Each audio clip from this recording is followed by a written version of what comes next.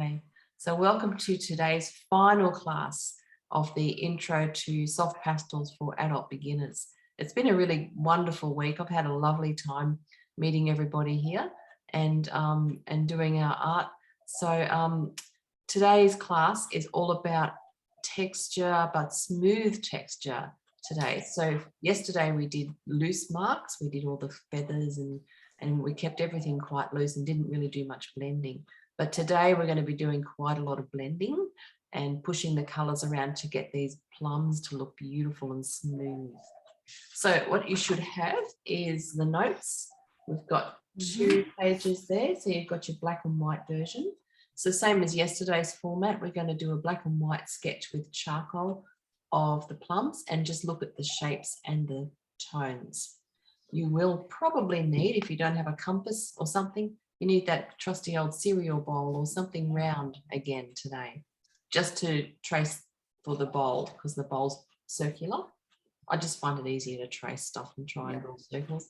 If you want to do it freehand, that's fine by all means.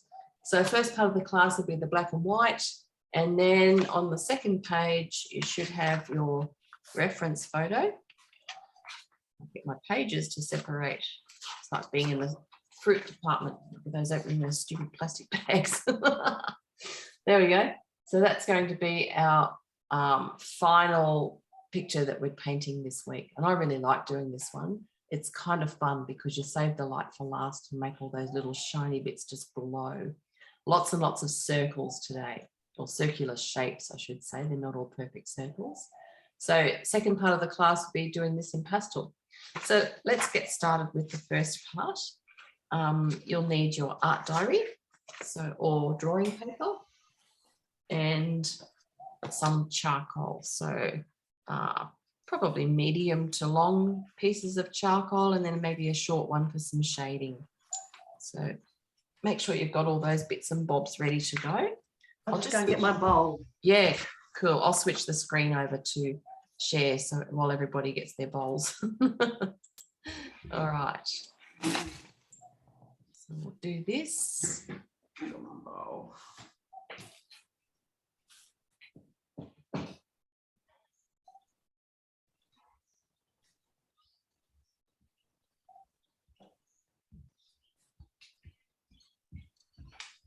Beautiful.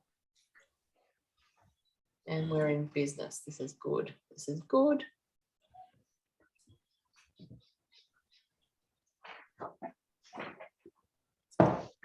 Lovely. All right, I'll just move my water and other things out of the way. So today's image, we're starting off with the black and white picture. So make sure that you have that handy and easy to see in front of you or next to you. And then we want our sketchbook. I'll just move all my other things away for now. Okay, so we're working in landscape format today, so that's a wide page because the picture is in landscape. Now, we're not going to bother with the background in here, so we're just going to look at the bowls and look at the plums. The background can be done afterwards if you feel like doing that, or we'll see how we go for time anyway. But at this point, we're just going to focus on the bowl. So if you've got your own little bowl there, we might just pop that down upside down on your paper and grab your piece of charcoal, and we'll do a bit of a sketch or a line around that. So this will be the circular shape that we need for our bowl of plums. Much easier than doing it freehand, I reckon.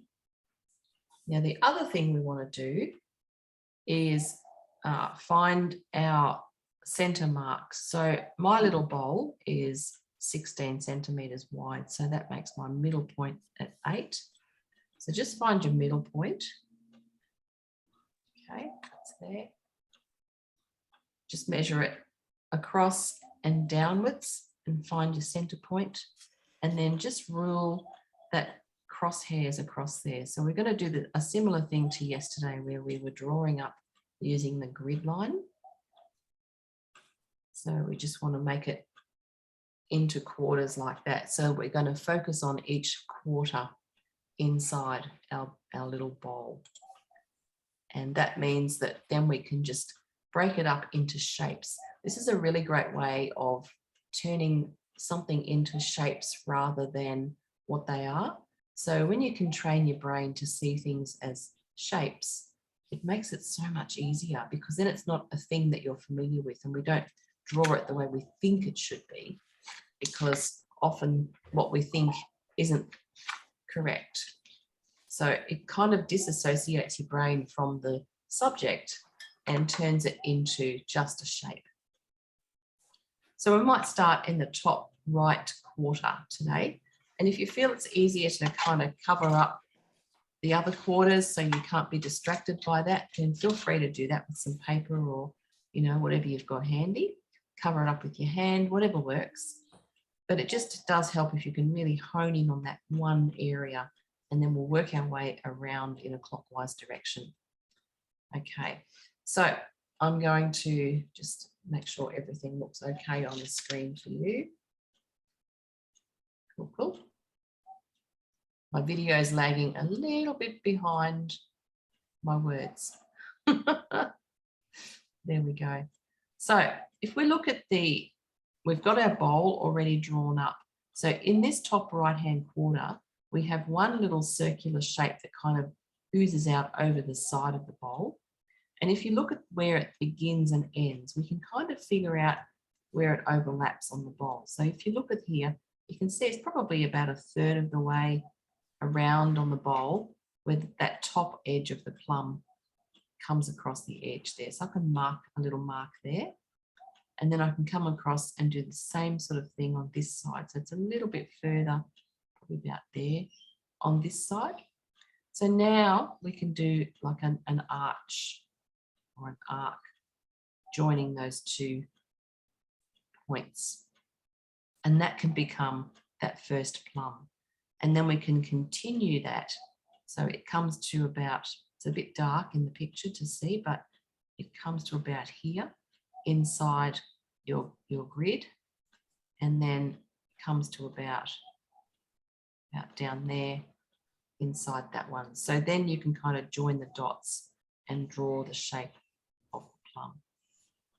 Okay. So that'll be our first one. So we're just drawing up the shapes at the moment.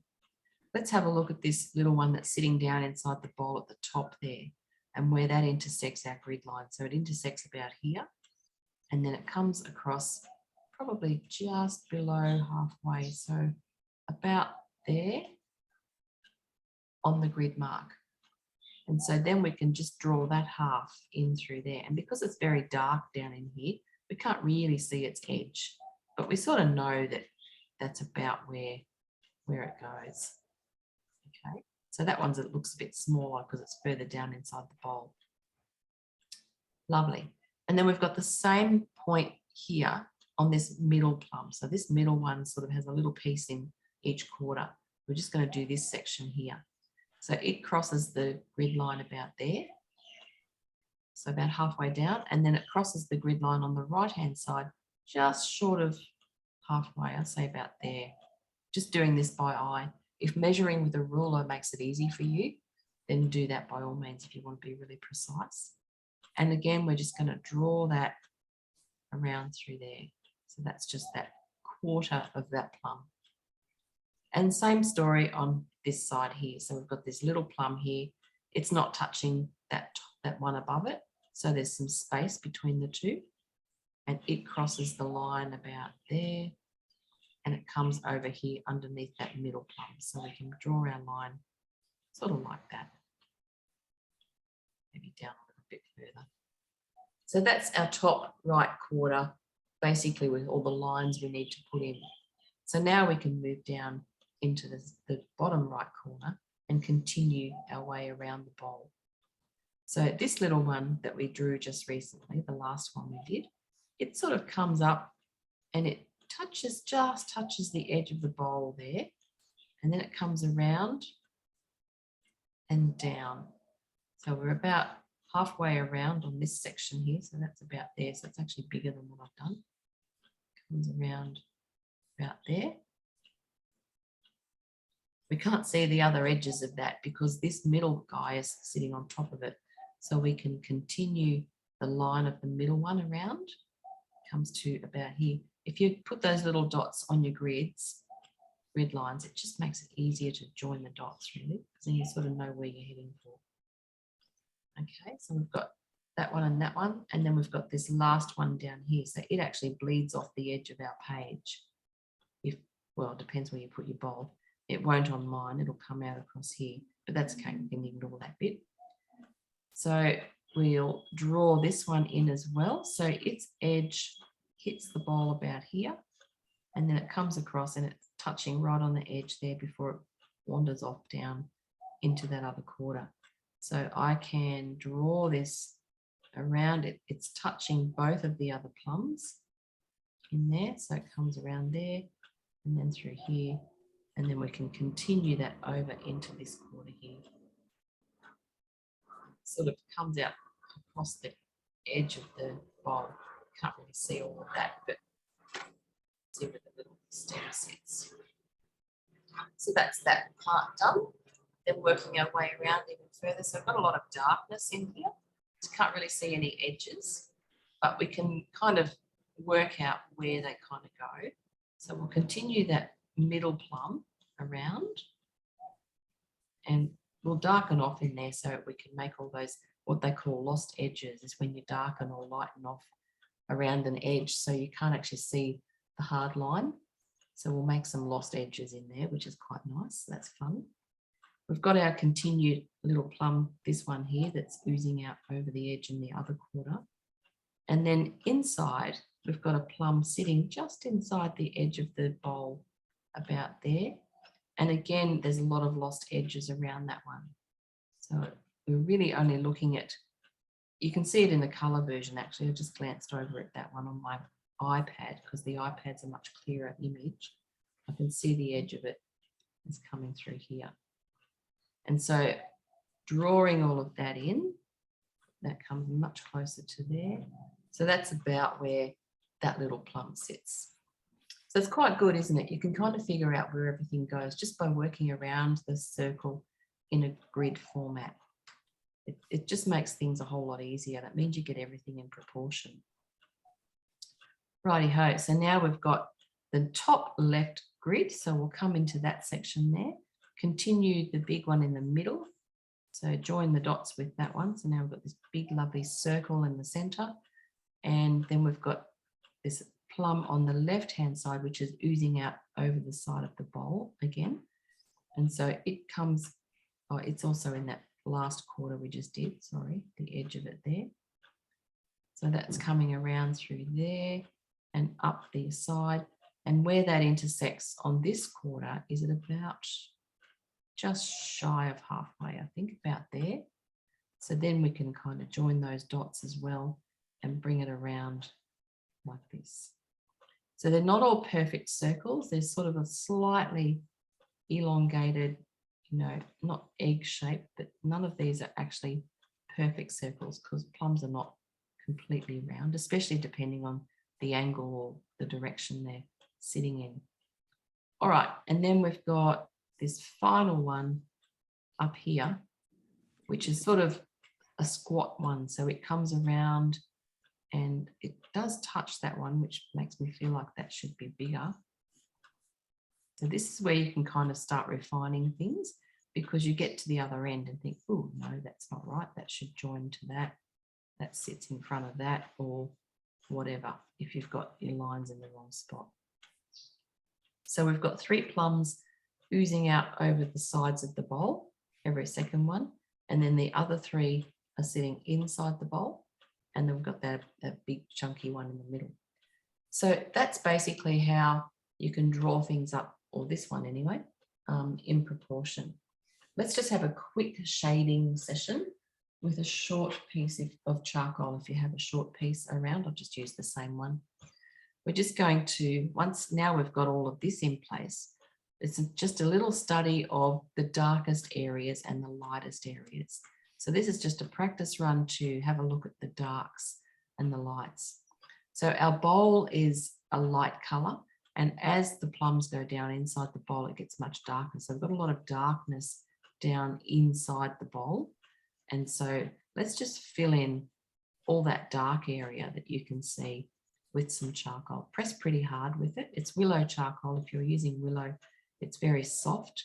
So you need to press pretty hard to make it darker. But we can darken off all through here and then just fade it off and get a bit lighter as you get towards the edge of the bowl. So I want to keep the edge of the bowl fairly light because that's just such a lovely color, that bowl. And it's going to be a nice contrast with the red and the purples in the plums. So again, just softly fading off towards the edge of the bowl like that. Lovely and dark down inside here.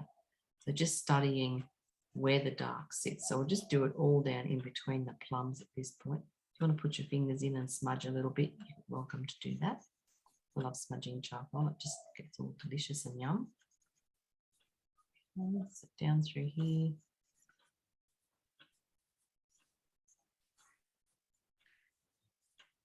Just smudge those off a little bit. Lovely, lovely. There we go. All right. Now, the other thing we want to look at is the shapes inside the plums. So you can see in that middle one, they've all got their little creases, haven't they? There's a little crease that kind of runs across here as it goes down into its dark spot. So they all have a slight little crease in them because that's the way plums are. And those creases then have shadow or light around them. So we can look at this one in the middle, for instance, and see that the crease, I've made it quite dark on here. You wouldn't do a dark line like that normally, just so you can see it. And then it's got that beautiful little bit of dark through there. And then we've also got dark around the edges of it. So notice that the dark below the plums, or the dark around them inside the bowl, is really black. And then the plums themselves, they're still quite dark, but they're not as black. So it's just a matter of looking at the shading and working out the levels of grey. So remember we talked about tone the other day. So this is an exercise in tone. So some areas on the plums, on this left-hand side of this big plum, it is quite dark in there because that's where all the edges get lost, basically. So you can kind of darken that off and then softly blend it until it sort of comes up and gets a little bit lighter up around the top of it. And then we've got some beautiful shiny bits. We'll just do the shading on this one for now, and then we'll move on to the colour version. Otherwise, we're going to spend too much time doing charcoal and we won't get into the pastels. We won't have time in the pastels to really focus. Okay, so see how that's starting to look like it's got some body now because I've done some shading on it. So the shading is so important. That's what makes things look round or real or 3D solid. You know, it's no longer just a flat circle because I've got all this beautiful shading happening, and it almost feels like we're looking down on this beautiful plum. So it's kind of exciting when you can make something look like that. I just get such a kick out of it. And then if you want to take out some of your whites, so when you do this with charcoal, you can use that beautiful kneadable eraser again, which is probably a bit grubby by now, but that's what happens. And then you just come in, and where the light is, you just mark it off like that, and you get your little shine on there. And it just starts to come alive. Makes such a huge difference. So we'll leave that there for now. If you feel like coming back and continuing on with that later on, you know, I highly recommend doing it, because working with the charcoal and working with your tone and really studying those lights and darks will help your art in 1,000 different ways. It's just so vital to your art to get your head around that and really practice it and try it in, you know, with different kinds of pictures. This is a wonderful picture to try it with because you've got such lovely contrasts in the picture. But as I said, I want to get into the pastels because that's the fun bit. So that was just a little practice run we've got the drawing right, which was the most important thing. And now we'll move on to the pastels, and we'll do the same thing with the drawing with the pastels. And you can use your charcoal or a light pencil, depending on what colour paper you've got. All right, so I'll pop all that aside for now. I do love how that's coming along though. Might work on that myself too later. Lovely. All right, so I'll put that away. Okay, so today's colour picture is quite lovely. And I thought, because we've got the purple and red plums, and we've got a lot of dark in there, which is quite beautiful, I decided to use this dark purpley kind of paper. Now, I think I said in the notes what colour paper, dark, any dark, so a mid-tone, black, dark blue, grey, elephant or purple. So I think this one's called, it's either aubergine or elephant. They're both quite similar. And I thought that would be nice, especially with the blue of the bowl, because the blue just glows on this coloured paper. And then if you want to afterwards, you can always fill it in and do the table or the background if you want to. But for the class, we'll just focus on the bowls of plums. And, you know, that's another thing to note too, is that you don't always have to paint exactly what you see. You can alter images and scenes to suit. So, you know, if you're doing a landscape and a tree's in the middle or something, and you don't usually put the center point, you know, the focal thing in the middle, then you might want to, you know, change it and move it to the side or something, and you can, because it's your art and you can do whatever you like with it. So it's kind of cool to have the ability to do that. So today we'll leave out the background. I've got my paper and my little board, and I've got my old tape. I've been using this all week just about. So just taping down the corners so it stays nice and still and I don't have to hang on to it. So that makes it a whole lot easier. Okay. So next thing we're going to do is draw up our grid. So you can see on the coloured image here, I also have a grid mark, and that helps us again to get our drawing and proportions in the right place. So I'm going to use my white, actually I'm going to see what black, see if it's too difficult to see. No, the black's okay. I'm going to use charcoal. I really prefer to use charcoal for my drawings because I can rub it out much easier than pastel. Pastel will stick, or particularly lighter colours will stick to your darker paper, and it's just a bit harder to remove sometimes. But the charcoal is so soft, it'll just come off nice and easy with your kneadable eraser. So I'm going to use black today because I want to rub out the charcoal around the edges of my bowl afterwards. Okay, so that's my page lined up. Now I'm going to put my bowl. Hope I get it in about the middle. Should have done it the other way around. Anyway, never mind. Bowl on there. Trace around that to get our beautiful circle. Very good.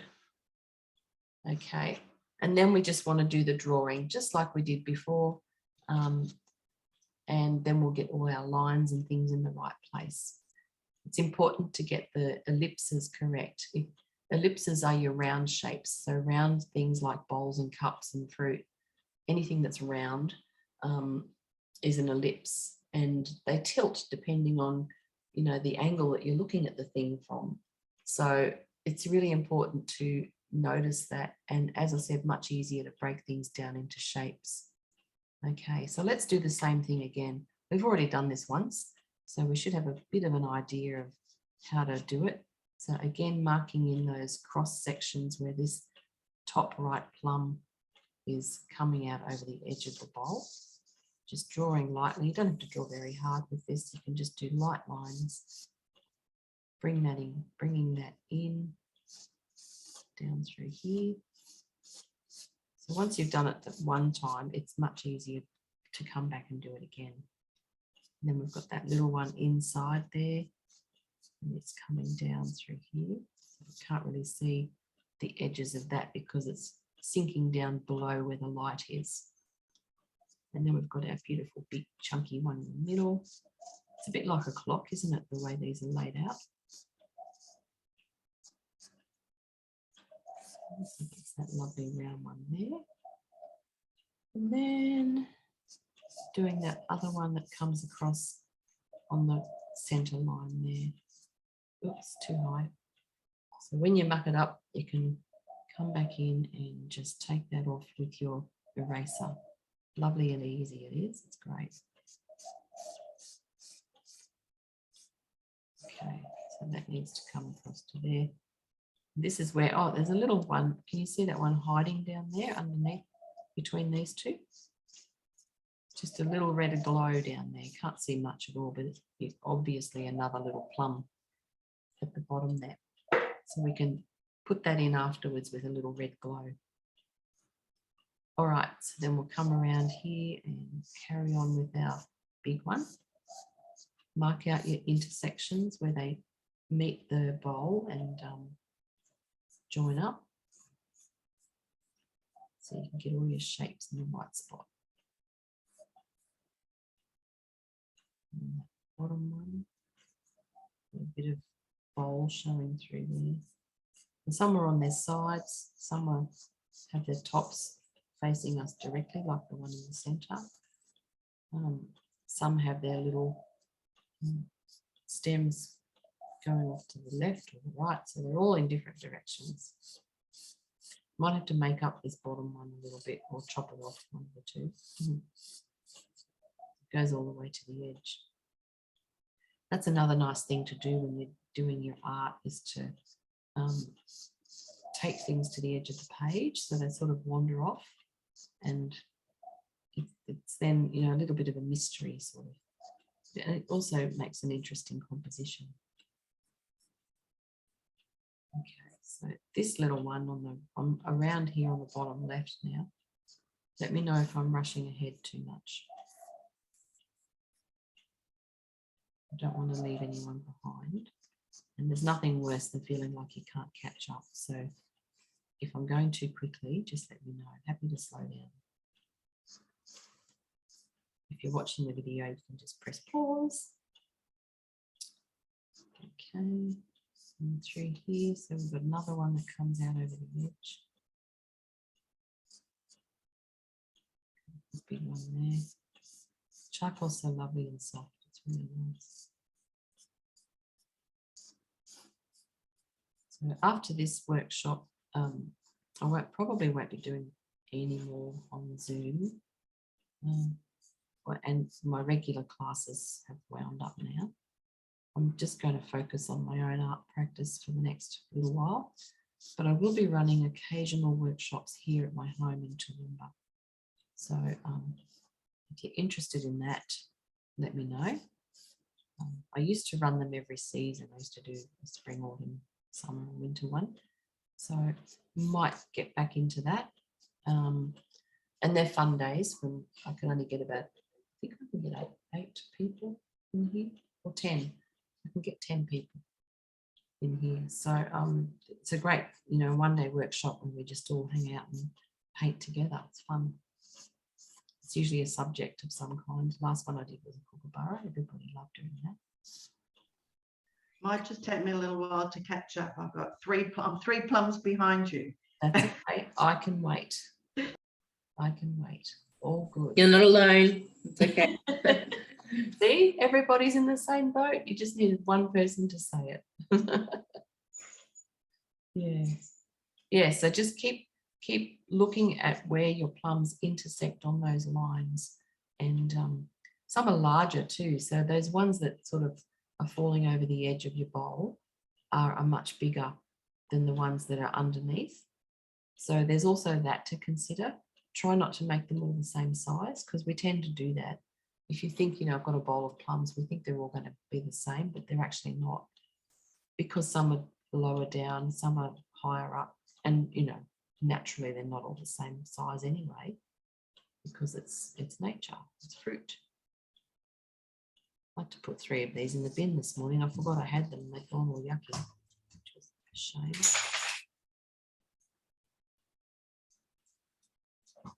Lovely, lovely. Now, I have told you that you can use charcoal with your pastels as well. So, you know, if you don't have a dark pastel that's dark enough, or maybe black's a bit too much and you want to get some darks in some places or do some fine lines, dark lines, then your charcoal is a really good option. So it's a lovely way to get finer lines into your artwork and also for drawing up. Once we've got all of this drawn in, we'll look at the colours of the pastels that I've got here for today. So I've got a nice range from dark up to light, because remember we need to make sure we've got a nice range of tones. So to make anything look 3D or you know, appealing to the eye, for me anyway, I really like art that has probably, I guess, dramatic tones in it. So I like to have beautiful bright lights, but not a lot. And I like to have lots of dark so that the lights pop. I just find that way more interesting and exciting to paint, because there's nothing more fun than putting the light on at the end and seeing everything just come alive. It's quite exciting. I've caught up now. Excellent. Thank you. Is everybody else good?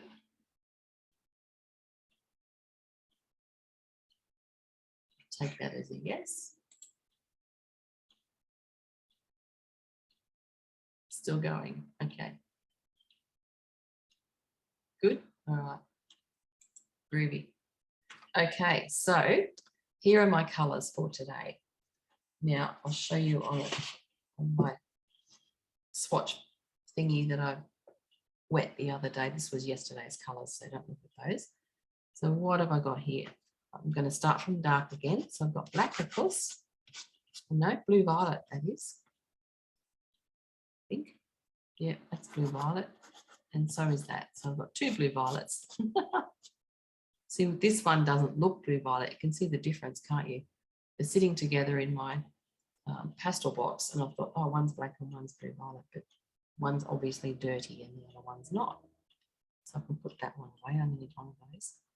I've got, this is a dark violet. It's not quite as dark as the blue violet, but it's a beautiful, deep, plummy sort of colour. Now, you might not have all of these, so don't stress. Just use whatever you've got. You're going to want purples. So if you've got a purple, that would be beautiful. And a dark red if you have it, or any red will be fine. So this is a dark red as well. I probably should limit what I'm using to try and match what you've got. I might take out that one as well. Then I've got an ultramarine blue. So the blue's lovely in with the reds to make your purples. Really nice combination. And I've got a nice red, because there's a lot of red in there. It's not a real bright red, but we can quieten it down with purples and blues. Then I've got this delicious blue. So that'll be my bowl colour. It's my light kind of blue that I'm going to put on my bowl. And then I've got a little light fur blue. It's a pale, pale blue that can go around the edge of the bowl. So you can see on the edge of the bowl, it's got a little light kind of rim. And then we've got white, of course, because white's going to be for the little shiny bits on the plums, or the lights that's shining on there. The bowl also has a dark trim, so I thought I might try and use my charcoal for that, just because I can get a finer line and have a bit more control over it. So they're today's colours. Quite similar to yesterday's, really, except we're not using any yellows and greens. So lots of purples and reds and sort of shadowy kinds of colours, which are quite lovely. So as I said, if you don't have those colours, we'll just have to make do and try to use what's in your box. Alrighty. So make sure you've got your reference photo handy. You want to have that propped up behind, in front of you or next to you. I also have it on my iPad, so I've got two options. I've got my printed option, which has my crosshairs on it, and the one on my iPad doesn't. So that's going to be a good way to find all the lights and the darks as well. You can zoom in on the iPad, so it's easier to see. So let's get started. Palette here, kneadable eraser, little cloth. Have you got a cloth there? One end wet. I like to have one end wet that I can kind of clean my hands with, and then the other end dry so I can dry them off before I touch my pastels again. Pastels are okay if you wet them, but yeah, it's probably not ideal unless you want to actually wash them in or do something like that. And remember too, you can always do backgrounds. You can wash them in first. You can use watercolor or acrylic paint for your backgrounds if you have a background in mind, and then you can pop your pastel over the top and you'll still be able to use it on this pretty paper. So it's quite handy. I've also got a white charcoal pencil just in case I need to get a bit of white fine lines in there. All right, let's get cracking. So we're going to start on the bowl, because the bowl is the first thing that's kind of in the background here. It's behind all the plums. And so I like to work from dark to light. So what we need for the bowl is your blue that you've chosen for the bowl. You might decide to do it a different color. That's up to you. You can if you want to. But I really love this blue against the purples and the reds. I think it's quite lush. And we're going to need some dark to create the shading down in between the plums at the bottom of the bowl. But first off, let's get some blue on here. So I'm just going to kind of run that around the edge and fill in around in between all the plums as we come around the side. Okay, so I've started over here on the right hand side, and then I'm going to blend that because I want a beautiful smooth sort of bowl. And you can put a couple of coats on. So I've blended it with my finger, and I'm going to put a bit more blue down just to get it nice and bright. I want it really bright and to sort of shine on that surface. And then I'm going to come up and do it again up in this top section. So just looking at your picture and seeing how as the bowl goes down and under the plums, it gets much darker. So you really just want to get the blue around that sort of top area there. And then we can merge the dark into it and create that beautiful shadow. I'm just pulling my blue pastel around there. Lovely, lovely. I'm just using the tip of the pastel, but I'm pressing it down. So I'm getting a sort of a wider mark. And your pastels are a little bit like brushes. You can kind of use them in different directions and hold them in different ways and use different parts of them to create different strokes, I suppose, you could call it, or marks. Okay, and then just moving around sort of all over the place here, but just colouring in all those little bowl areas or the gaps. And you'll find you might have to put some down, blend it in, and then put more over the top. So this is where you're sort of layering your pastels and filling up the tooth of the paper and getting that blue to hang on to it. It's such a nice blue. It glows beautifully on your darker paper. So again, just filling in between each plum. So always work from the back to the front if you can. It's just easier, just makes life easier. If you go over the edges here, it doesn't matter because we'll sharpen those up later on when we come back with the reds and the purples. So don't stress about that.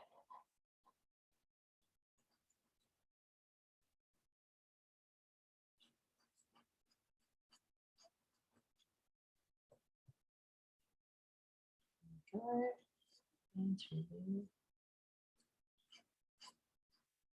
Try not to get your blue on around the outside of your bowl, because you can always get it off with your kneadable eraser, but it's easier if you don't have to. Because the pastel does hang on to the paper pretty nicely, and it can be difficult to get off. All right, so they're all my little blue sections filled in. And next thing I want to do is get my darker blue. So that's this dark one, which is my ultramarine, I think it's called. Not entirely sure about that, but I think it is. And see where, as the bowl goes down, it gets darker. Just want to put a touch of this in between the light blue and the shadows that we're going to put in, just to create a very slight graduation of colour. So I'm just dabbing some of this blue around like that. So you can see I haven't put it all the way up to the very edge because I want that to stay nice and light and retain that lovely light blue feeling or colour. But I've put it slightly down because if you look at your image, you can see that it gets a little bit darker blue as it goes down inside the bowl below the plums. And then further in, it gets really, really dark. So we're kind of making a gradual blend from light to dark with the blues. You can see I've just pushed that in very softly. And now it's so subtle, you can hardly see it. So I haven't put very much of the dark blue down, but I just wanted enough to give it a very slight change in tone. So you can see now that's starting to sort of shade off into the darker blue as you head down into the middle. So I'm not pressing very hard either. I'm just very lightly pulling that through with my finger from the light blue down towards the middle of the bowl. Okay. So just press lightly at first, and you might want to put more dark blue down or you might not, depending on how strong your dark blue is and how much you've already put on. So just something like that to give it that lovely variation from light to dark. There we go. I'm going to tip off some of my dust because it's all gathering around the edges there. Should just do that.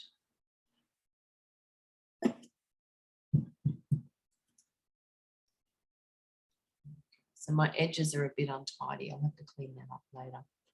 And we'll come back in and do a lighter line around there in a minute. So once you've got that darker blue looking okay, and you might want to come back again with your light blue that we just used before and put a bit more of that on and gradually, you know, get that gradation to sort of merge with your darker blue. So have a bit of a play with that. Create that lovely inside the bowl look.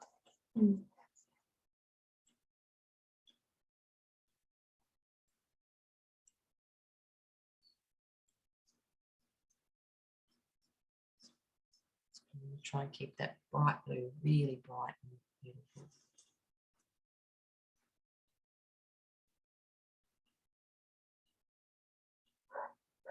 Lovely, lovely.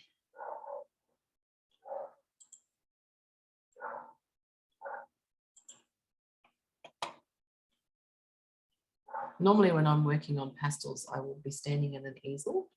I find it much easier, not on my feet, of course, but it's easier because you can step back all the time. And stepping back and viewing what you're doing from a distance is really, really useful. So the only disadvantage I find when I'm sitting like this is that I can't get up easily and step back. I mean, I can get up, but you know, you tend not to. You tend to just stay in the one spot. And being able to see what you're doing from a distance really, really makes it so much more, I don't know, inspiring, I suppose, because you can see progress. And you can also see if you've done something that needs to be fixed or changed. So standing at an easel is ideal. It also means if you're on an easel, then all your dust is going to drop down into the tray below. So therefore you don't get that dust like I'm getting here on my table. It kind of just drops off naturally, so you don't have to really worry about it too much. And usually if you're working on pastels, it's better to have it completely upright. Most easels are on a slight angle, but if you want the dust to drop easily, put it on there nice and upright, and that way it should just drop off into your tray.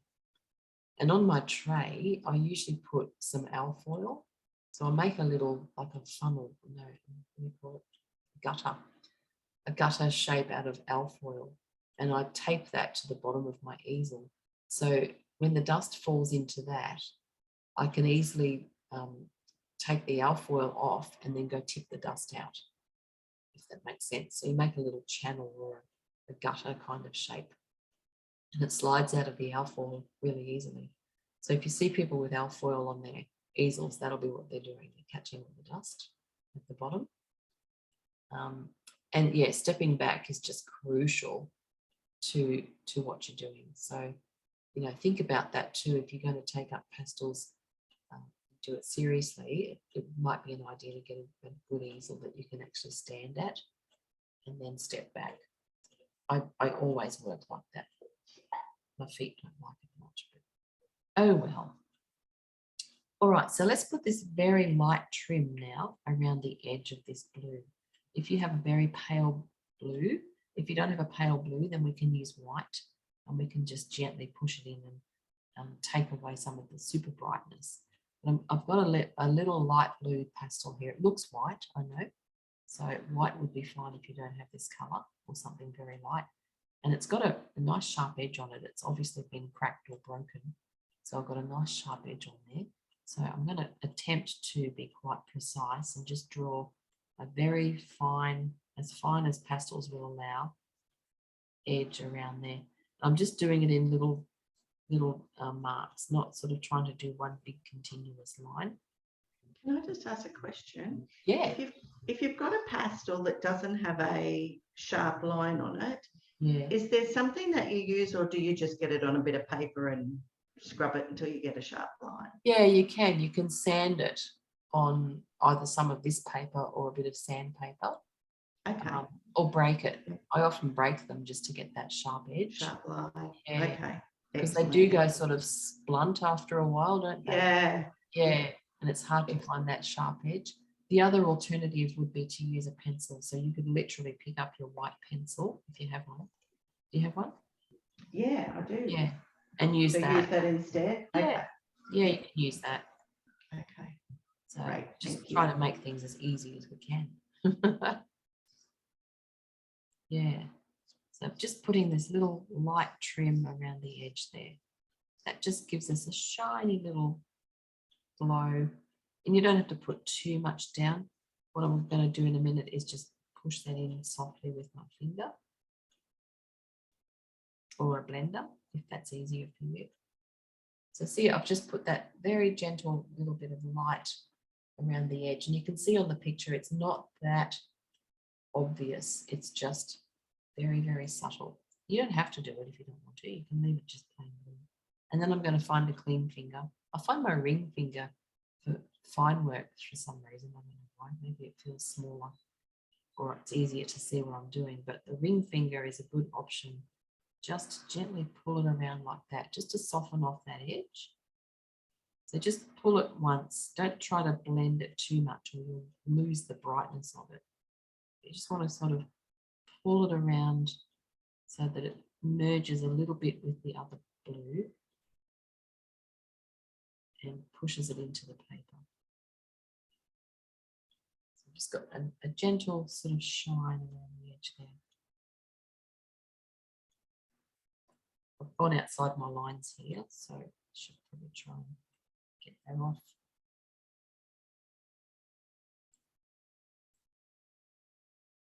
The hardest thing with pastels is working fine. So if you're trying to do really fine lines or sharp lines, it can get a bit tricky. Not impossible, but it does get a bit tricky. It takes lots of practice and lots of erasing. Okay, so I've got that down now. And next we're going to just grab your charcoal or your dark pencil or a piece of pastel, whatever you want to use, just to put that dark trim around there. I know it's actually a dark blue trim, but we'll just go with charcoal for now. And put a little bit of a dark line just around the edge of your bowl there. Now, all of this is not compulsory. You can choose to do whatever you want to do. I just find that might finish it off and give us a nice clean edge around it. So it just tidies everything up. Except for the bits where I went over the sides. And this is often another reason to put a background in. So you might start off going, oh, I'm not going to do a background. And then because you have all this mess around it, sometimes it's easier just to put a background on and blend it all in. I won't muck around with it too much. We'll sort that out later.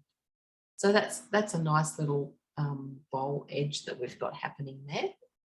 Okay, and we can always come back and touch that up afterwards, but it's good to get that background stuff done first. Now, once we've got that done, we need to get in and do these dark areas that are in between the plums and down at the bottom of the bowl. So grab your blue violet or your black or whatever your dark might be today. It could be a really dark blue, that would be quite nice too. And just start to fill in just these little sections in here. Don't put too much in because if you're using a blue violet, it's a very strong colour or pastel and it can sort of stain everything. So we just want to be a little bit careful with how much of that we use, and we're going to use more of it later in the plums. You can see they've got a lot of shading in the plums themselves, and we'll definitely use it there too. But for now, we're just putting it in the bowl area. So you can see I've dabbed it down just around that center plum and down inside that deep dark area. And now I'm just going to get my ring finger and gently smush that around and pull it up softly into the blue. So see how I've just created a really nice gradation there from the blue down into the dark. So just be careful, just pull it up softly and lift your finger off before you get to the lighter blue. You don't want to make that all grubby again. Okay, so just go really, really carefully and wipe your finger off all the time so that you're being really careful. So just pulling it softly, softly up through there. Smudgy, a little bit smudgy. Because as you pull it up, it should sort of be less on your finger in towards that blue. So we're continuing to create that beautiful gradual blend from dark to light. So working your way around, just pulling it up softly, wiping your finger each time so you just pull it back in. So you're not making that light, beautiful light blue too dark.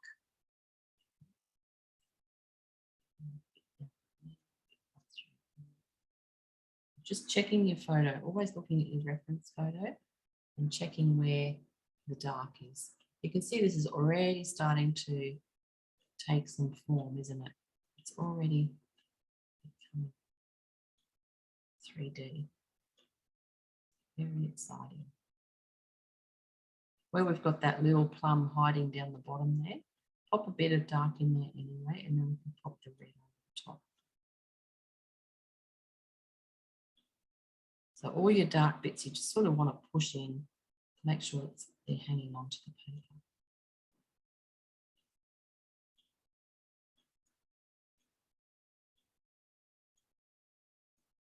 Lovely. So that's the sort of effect we want to get. Now, this doesn't have to be realism. It doesn't have to be perfect. You know, I quite like how mine's looking now. It sort of looks painterly.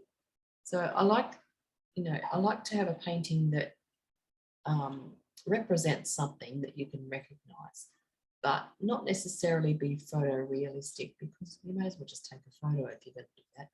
And it's a whole lot harder to do. So it's nice to have a little bit of a painterly effect. And by, blending these colours and creating these little splodges and things, it's looking quite painterly, I think. So it's nice. So remember I said earlier that we need to work from the back to the front. So that little plum that's hiding under there, we need to pop a bit of bright red in there for that little fella. So pick up your red and we'll just pop a bit of that in here. It's just a sliver of red, just through there. underneath, and it's almost quite shiny, isn't it?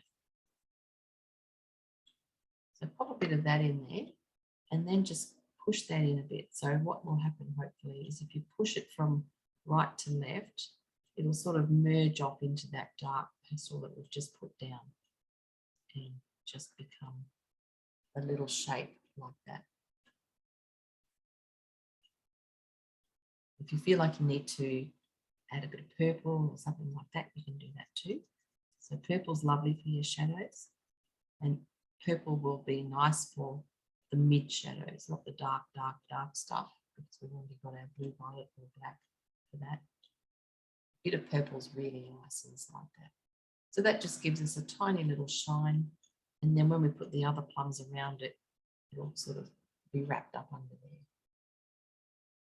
Okay, so the next thing we need to do is think about the order of how we're going to do this.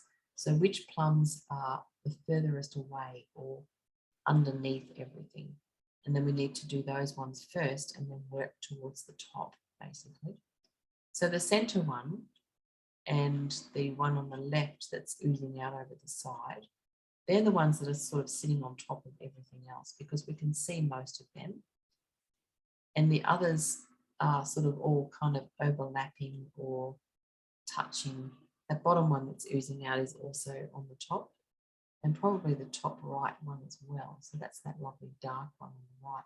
So all the ones that are inside the bowl and not overlapping the edges are the ones that are under. So we need to kind of start there. And I think that that top one would be the one to start with. So this one up here at about 12 or 11 o'clock. So that one there is probably the one that's furthest away from us as far as being visual goes. So we need to work on him. What colour shall we use? Now I've got this beautiful dark reddy plummy kind of colour. So I'm going to use some of that on the dark sections. And I'm going to use red and I'm going to use purple. So has everybody got a dark red like that? It's almost a brown kind of colour. I'll just have a look, see if I can see anyone nodding. Got a dark red? Yes. Jeanne? No, not really. Louise? Not really. Okay. What have you got? You've got red? Red? Yeah, there's a dark, this is my darker red. Okay. Sort of a brighter red. Beautiful. Those two are perfect. That's okay. Okay. Yes. And a purple, you've got a purple? Yeah, it's very light purple. Okay, you haven't got a dark purple.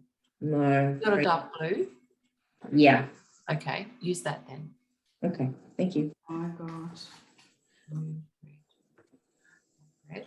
What's Janelle got? Oh, that might be a little bit too bright, maybe. Is that the only red? And I've got this one, the brighter one. Brighter. Have you got you've got a dark blue? Like what we used in the bowl, the ultramarine blue? This one? Like that? Yes, I've got that one. Yes. Beautiful. Use that. And Okay. your bright red. Yes. Yes. Yes. Yep. You've got a purple. And I've got a purpley colour. Yes. Okay. You don't have a dark red though. No, I don't have a dark red. Something like a brownie sort of umber. What's the other? Yeah, I've got a, gee, I don't know, brownie umbery colour. That might do. That might do. We'll give that a go. We'll give that a go. All right. And Karen, you're good? You got everything? Groovy. Okay. Oh, unmute again. I'll mute, unmute. All right. Beautiful. Thank you. I'll just mute everyone again. There we are. Okay. So got those guys there. All right. So if you don't have a dark red, then maybe try a brown or the blue. Try that. See whatever you've got that's dark. Okay. And we're just going to put some dark in here. Now, in fact, you could actually use your your darkest to your black or your blue violet or whatever you've been using to add that to red to make it dark too. So I'm just going to put a bit of my dark red on there. So the dark red or the deeper color is on the left-hand side as it goes into the bowl. And then we've got a brighter red or a lighter red on the outside top right area. So that'll be because the light's catching it there. Okay, so pop a bit of that there. So I'm just going to pop some color on first, something like that, and then we can blend it in. All right, now if you have blue, remember I just said try your blue. Blue might be nice in there too. That makes beautiful shadowy sort of colors in with that plum. We're looking for tone, okay? So tone is light to dark. So the red in this instance is our lightest and my plummy color is my darkest, and so is the blue. And even a purple, like a dark purple would be nice. A light purple will be beautiful for your lighter bits. So they're the kinds of tones that you want to get into that plum. All right. And you want to patch them in like I've done. So we've got this dark patch here and then like a blue or a purpley patch there, and then your brighter red.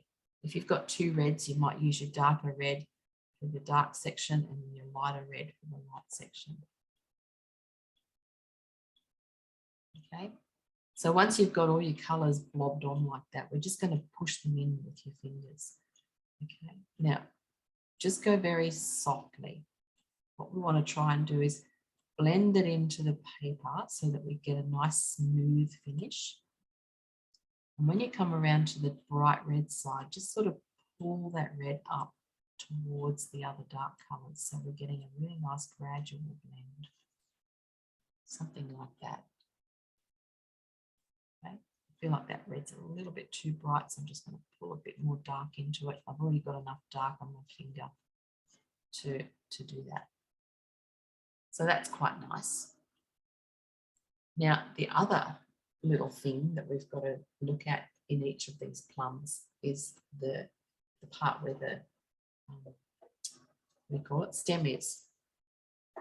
So grab your bit of charcoal or a pencil and see it's a sort of a triangular shape through there. Little triangle, sort of.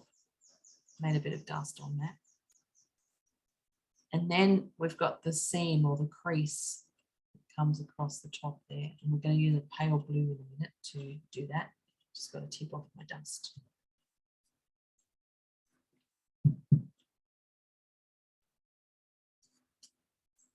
So I've just made a little triangle of dark. Now you can use a pencil or a pastel or whatever works for you. I use charcoal, but anything will do, just to get that little bit of a dark shape in there.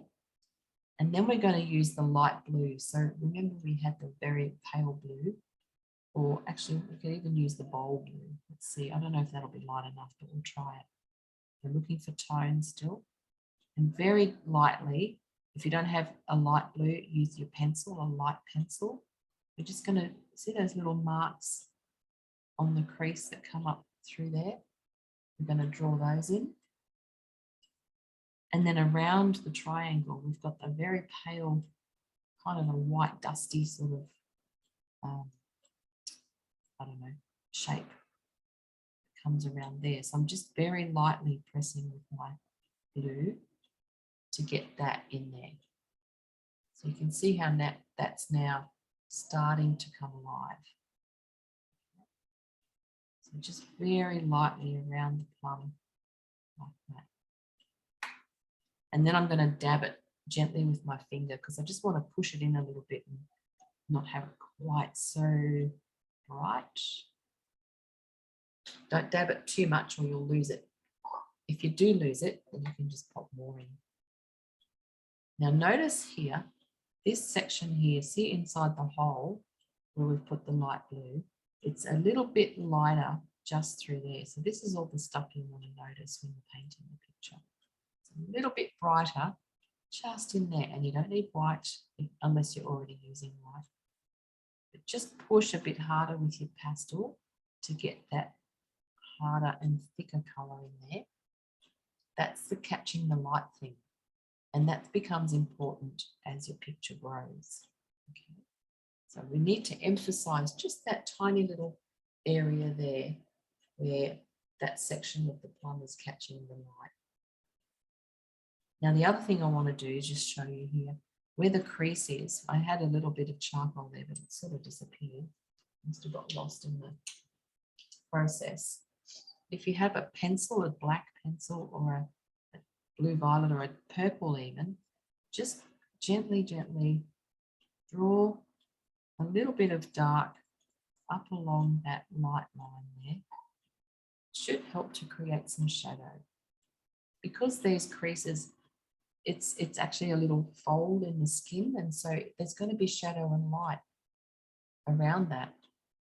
So if you do a very gentle dark line, you might only have pastel to use. So if you do, just do it like this, just press it. Find a sharp edge and just go very lightly, very light. I'm just dabbing it on, actually, I didn't even draw it. Just a tiny bit. So, you know, it's all about being very delicate sometimes. And that's now created a lovely little shadow around my crease. Right? And then I can just very softly dab that in. Is that just on the, do you put the darks just on the one side of the white line? Yeah, I did, but it Okay. somehow went on the other side too, I think. Okay. I don't know what happened there. Things happen and you go, whoa, how did that happen? Sometimes it's a happy accident. And then just another little touch of light if you want to. That's too bright. So you can kind of dab things off and push it around a little bit, but have a play with that and see what you can make that do or how you can make it look. Because we're trying to create that beautiful 3D effect. And we've got to do this on nearly all the plums. There's a couple there we won't have to, but so it's good to sort of work it out now, and then we can repeat, rinse and repeat as we move around the bowl. Just adding a bit more of my bright red for some shine. So the light in this image will be coming from the, I think it's up above us on the right, because it seems to be hitting, yeah, that would be right. Now the other thing before we move on, and this is the fun bit, we can actually put a bit of a shine on here. So I usually save the light for last, but let's put a bit of a shine on there. I'm still using my very light blue. So I try to save the white for last, but if you want to see how it looks and give yourself a thrill and inspiration to carry on, sometimes I like to do this just because it makes me feel happy. Put a little shine on there and just gently dab it in. And that brings it to life, doesn't it? Just creates that nice little glow. If it's not bright enough for you, you can add a bit of white. This is pale blue, so my white will be even whiter. And if I just touch that on and don't touch it again, look how much that shines now. So that's my little white schminky. A normal white pastel, any other white should be fine, but what you don't want to do, if you want to keep it bright like that, is don't put your fingers into it. Try and keep it sort of pure and don't touch it. I'm just going to add a bit of purple. So play around with your colours and see what you can create as far as your tone goes. The purple's nice, that gives me just another little bit of interest in there, creates a bit more of a tone and helps to make it look a bit rounder. Cool. Lovely, lovely. So it's just a matter of mucking around a little bit. If something's too light, you might want to push it in with a dark or go back over it with a different colour. It's just all experimenting. Really. So we can move around now. We've done that little one underneath. So let's come around to this one on the right here. So it's also sitting below two of those plums. So we can put that one in now. So once you kind of work out on the first plum what colours you're going to use and you know which tones and all those things will work, then it's, once you've got that sorted out, you can kind of sort of use the same formula as you move around. They're all slightly different. They've all got different areas of light and shadow and so forth. But basically, if you've got your little palette organized and your colors, it's much easier to move around it. So I've used my dark red. I'll use a bit of purple too. I like purple for getting some tone in. Purple and red are beautiful together too. They make such a nice combination. And then my brighter red on the outside. So again, on this side here, where it's catching the light.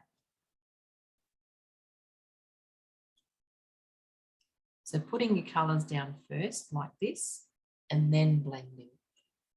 That's how you sort of create the lovely blends.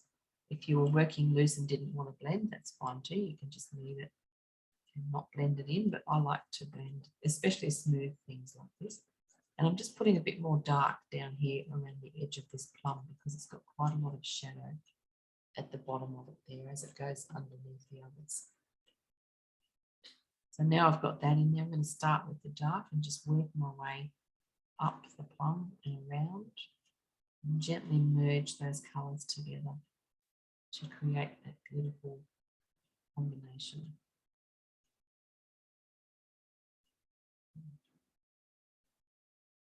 Like that. And as you pull your finger around, pull it in the shape of the plum. So it's a round plum. You want to pull your finger around in that shape. That's going to help give it that 3D effect. Okay, so it's very subtle, but you can see the very gentle blend from the dark out to the lighter red. And the red there isn't quite as light as I've got on the other two. I'm quite okay with that.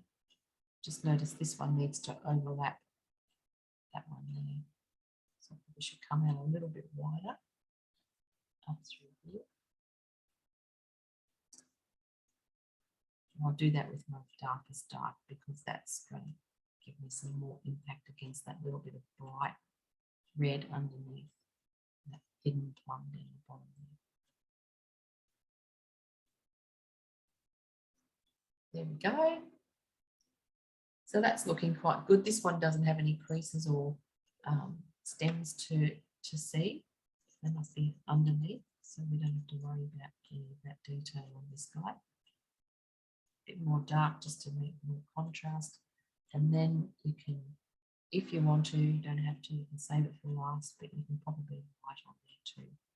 So I'm just going to smoosh a bit of light here with my very pale blue. And I know I can get lighter light with white in a couple of spots there. Okay, so that's my lightest blue. Just softly around the edge there, a little bit of light around the edge.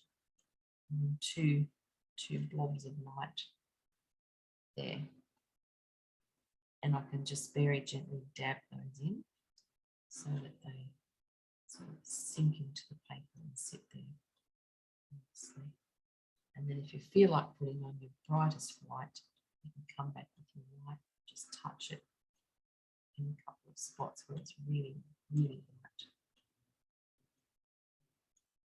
Something like that. And I've got lots of dust there, so I'll tip that off again. A glass of water so I don't get dust in there.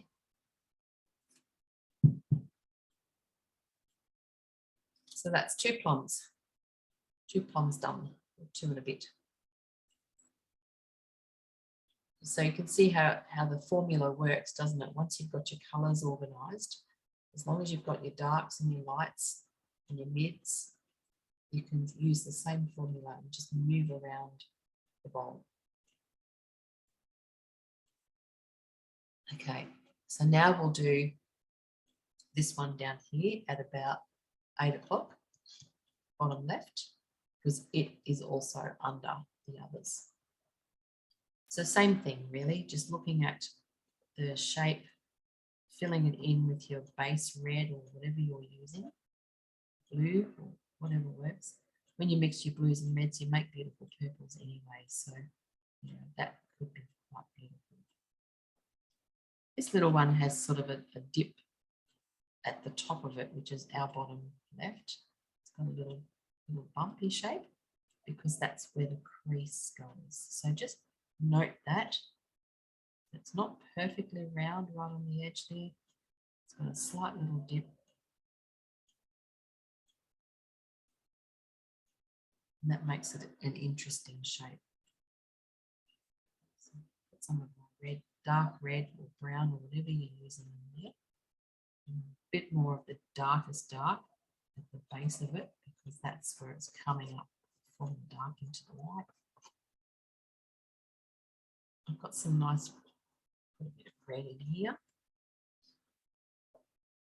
And I might use purple on the other side.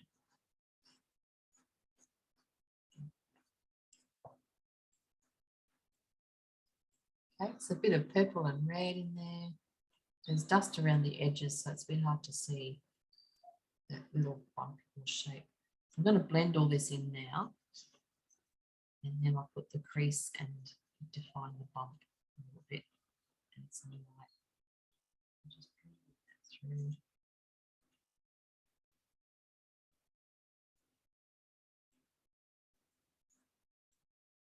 Like that. So see how it's very subtle when you blend those colours together. It kind of all merges together, but it creates a beautiful, gradual, soft sort of effect that goes towards making it more 3D. Just put a bit more of my bright red on there because I like red. I'm just going to push that very simply through there. So you can also determine how bright or strong your colours are by how hard you press when you push them in. So just press really lightly, then you'll just get a very gentle colour over the top and beautiful colours underneath. Tip off my dust. So my edges are a bit crummy because this pastel I've got is very crumbly. I might try a bit of charcoal. Charcoal is great because it's it's not too black. And if you're working in dark colours like this, it is quite nice. And you can sort of blend it with the pastels a little bit just to get those finer shapes happening. I just want to get that little dip in the top part there. And then the charcoal, I'll use that to put my line in for the crease. Press fairly hard to make it be seen. It just comes up through there. Now I know that's not as dark as that, but I can soften that off a little bit. Just get rid of the dust again.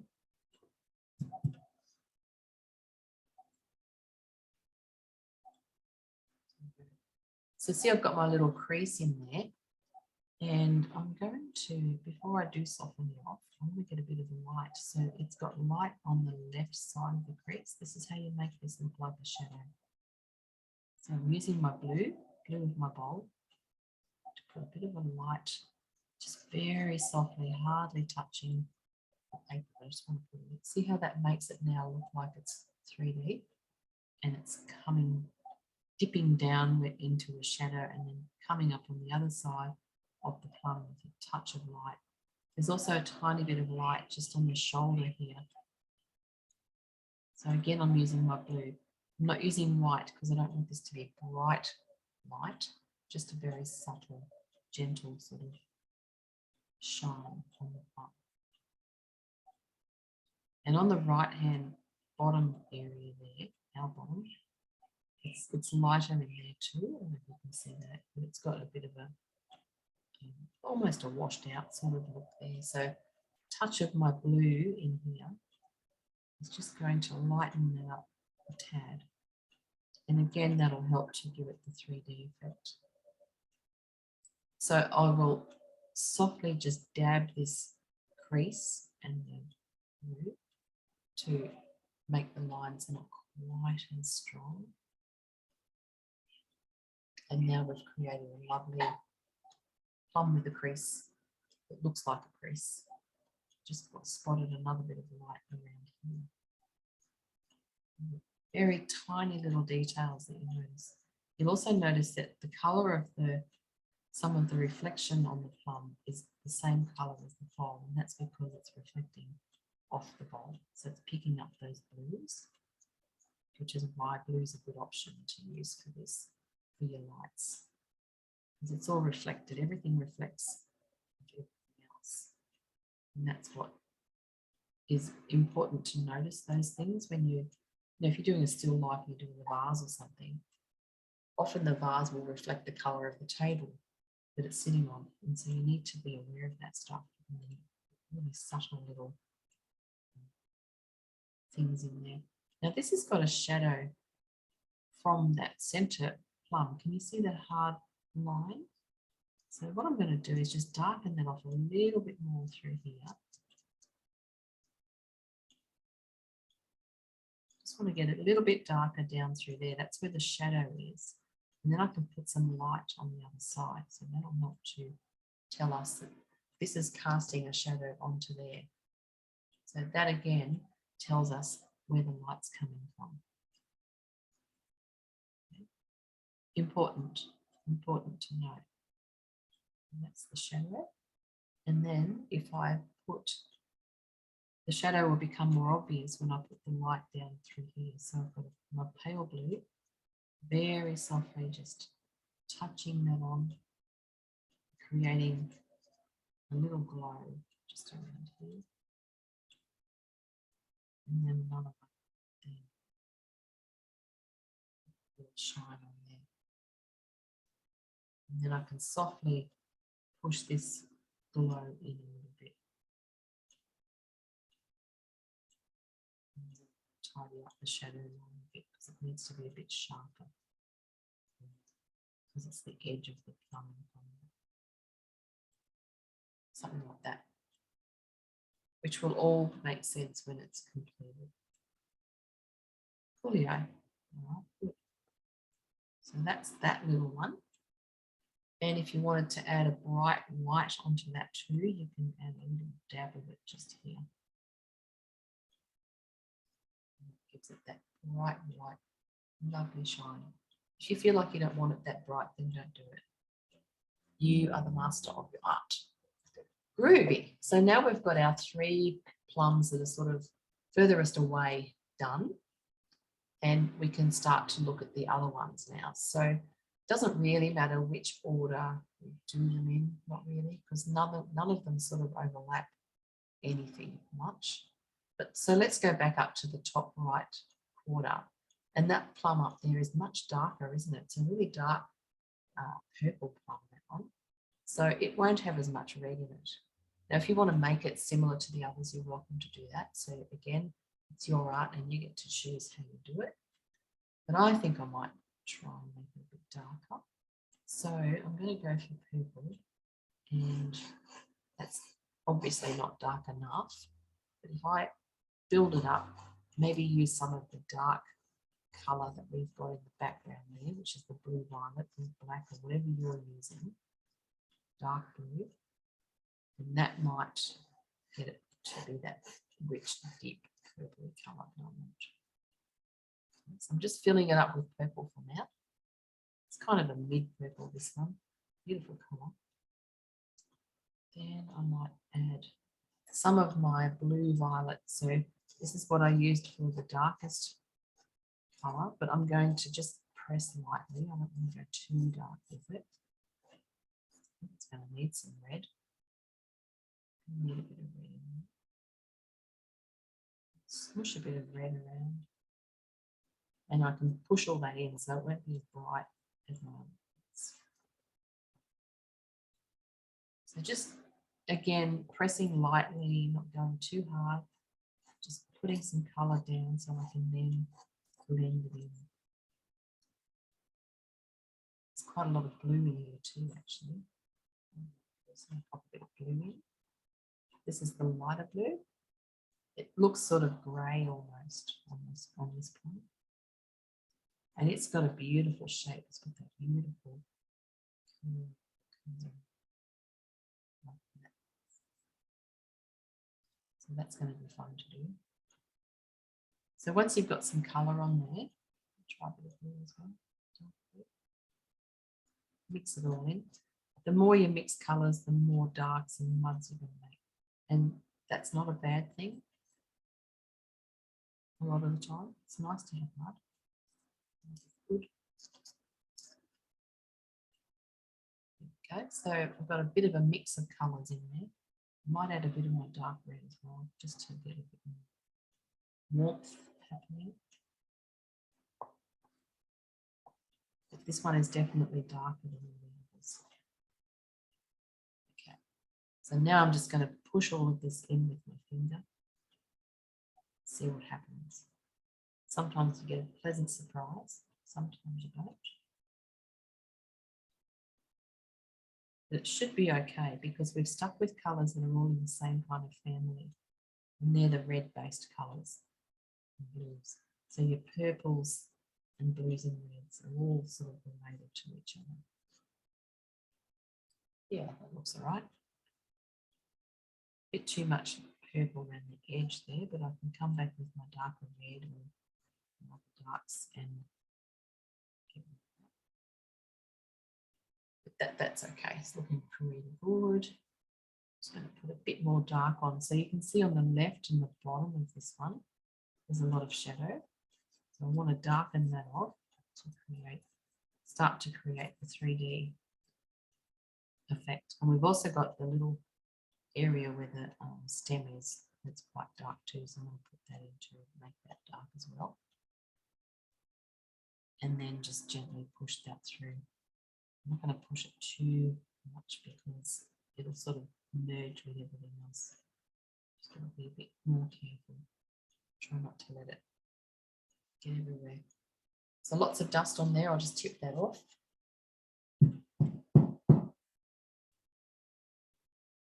So blue violet, if you're using blue violet, you might, depending on the brand, but the Art Spectrum ones are very, very crummy, very dusty. Where's my eraser got to?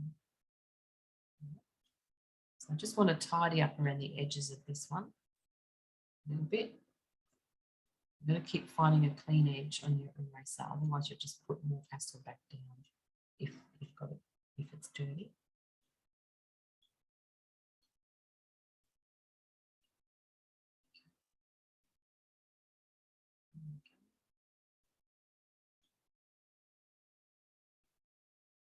So that's looking pretty good. And what this one has now, it's a bit messy around the edges, but I can tidy it up with my pencil or charcoal.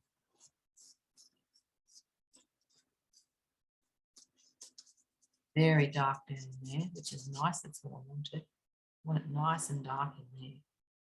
It's sort of a lost edge in there. You can't really see where the plum finishes and the shadows start. It's good. All right, so now we want to do the little crease. So it's an interesting one, this one. It comes around in a loop and then around.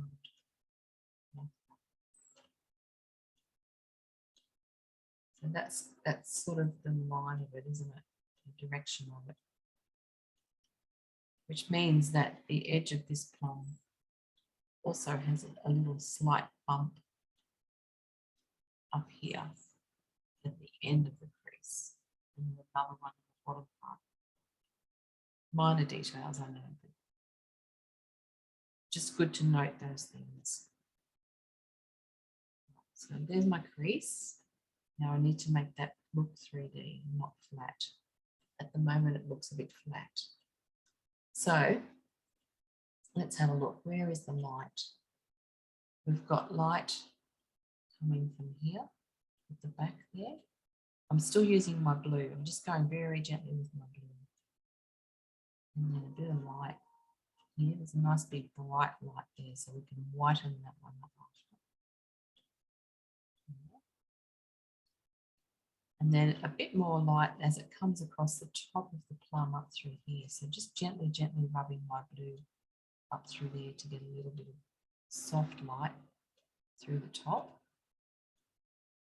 And then we've got light, a triangle of light just through here at the base of the crease, just there. a little triangle of light just here.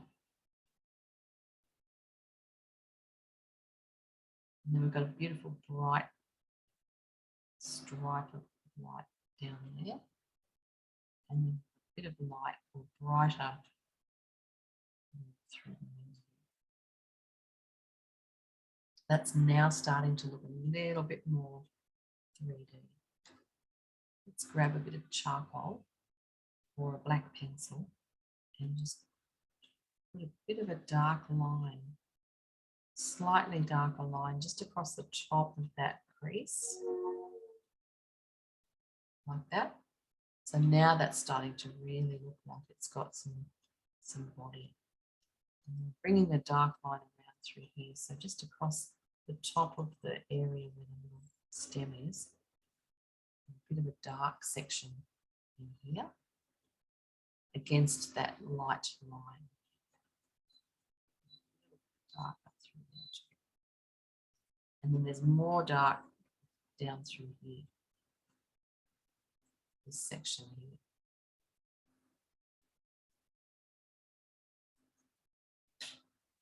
Starting to get there, and then we're going to tip the dust off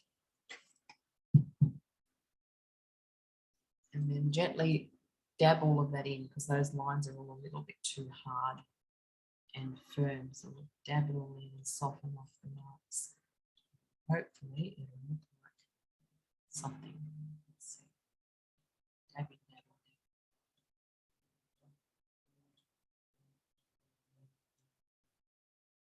there. Yeah, pretty nice. That's nice. And then I just want to darken off inside where the little stem sets again. Make that a bit blacker in there. Yep, good, because that's where the shadow is. There's no light catching in there because it's deep down. And you can, I don't know if you can see the little, we call it stem. Put a little dark red dot in there just to illustrate the stem. Nice. Okay. And then if you want to add your brightest bright lights, you can pop a bit of light here. That's a lovely shiny spot there. And then another little bit just down there, just put a little swoosh through there. So that's looking pretty good. My edges are a bit messy, but on the whole, it's got that nice 3D look after. And it's darker than the others. So see around the edges here where it's kind of gone outside my lines. I can come back now with my blues and just tidy that up so it falls to be able to see it's nice and crispy, sharp. So you might have to tidy things up at the end just to get your lines nice and clean. Same here, it's a bit messy through there. And this is where you discover how difficult it is to get into the background again once you've gone over in front of it. Cool. So that's our little dark plum. So that'll do for now. We can leave that one as is. There are a couple of other light spots on that that could potentially, a bit more shine, but we can refine that at the end. So let's move around and do the next one. So we'll go down to 6 o'clock or 5 o'clock and have a look at this one. So it's a little bit more red, isn't it? It's got a bit more red, which is nice. So let's start off with your darkest. We've got a bit of dark around the base here. It's still in shadow. They're all in shadow around that area. And then I'm going to put some of my dark red in just to get the shape of the whole thing. Fill the whole thing. Now we can't see the very top of that one. We can just see a little bit of it. I might have to make it up because we didn't bleed off the page, or unless you want to chop it off later. Let's do that. We'll see how we go. So this one, we can't see the crease in it, but we can see just where the stem begins and comes off the edge there. but let's get some colour down first. So we've got a fair bit of red in this one. So I've got my dark red down first, and then I'm putting my lighter red over.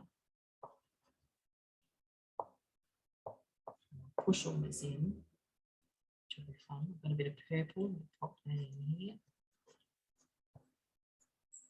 So that's contributing to the shadow as it comes out from underneath the other plums.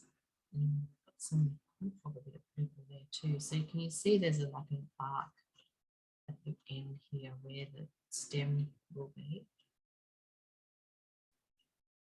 Just sort of putting a bit of dark or mid purple down through there.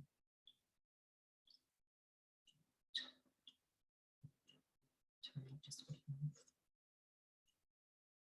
lots and lots of dust on there, so I'm just going to tip that off before I blend it in. Cool, and then blend this one in.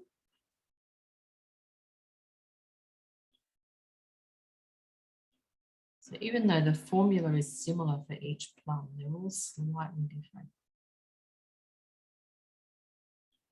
Just pushing that in with my finger.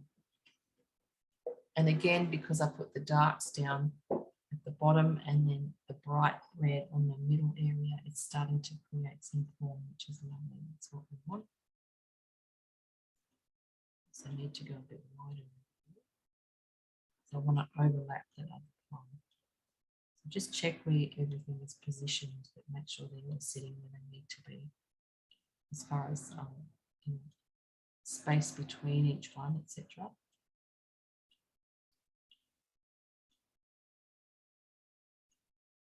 So this one seems quite big. It's a big chunky. Now, where we've got the stem, I'm going to imagine that we have like a semicircle kind of shape here. Just dip that in the light blue so you can see what I'm talking about. And then there's going to be light coming down there, and there's light there, and there's light there.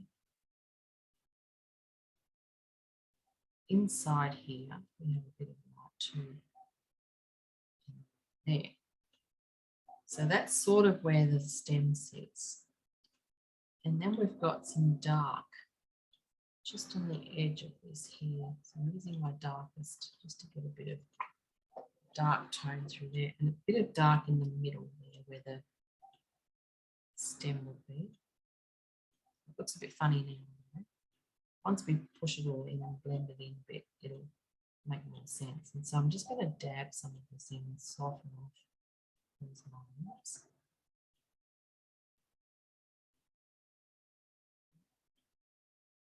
And then coming around through here, I'm just going to add a bit of bright red through there. I don't know if this will work. It's looking a bit elongated, this color. I think it's a bit rounder.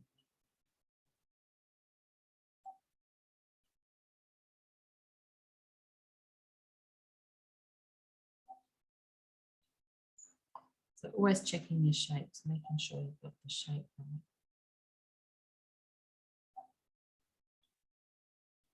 A bit more dark here, so I'm just going to darken it in the middle of the stems.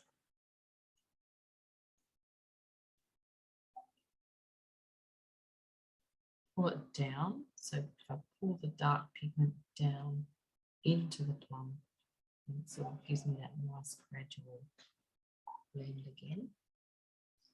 And then we can put a little stem in there, so the stem sort of goes, like, imagining like that, something like that.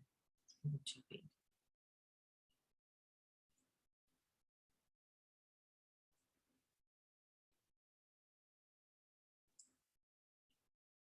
And the hole where the stem comes out needs to be a bit darker as well.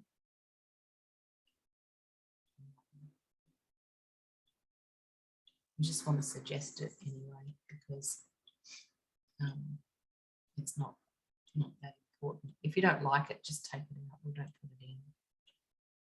I'm not enjoying the stem.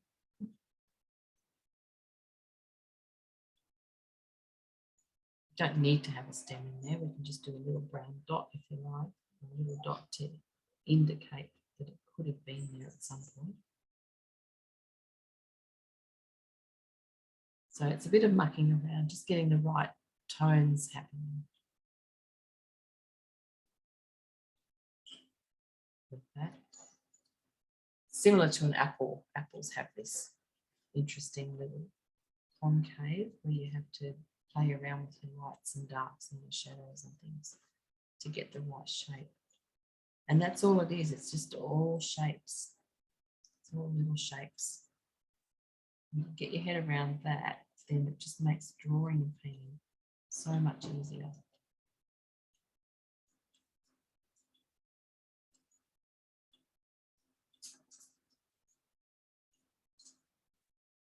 Okay, that'll do for now.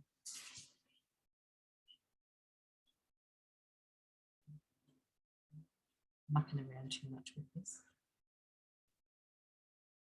So we'll leave that there, that little bit. It's hard when you can't see it properly.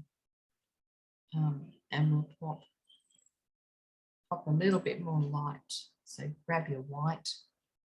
You want to put a bit more bright on here. So we've got a really nice little bright light bit there. Just go to. And so that's nice. That gives it a nice little shine. Really.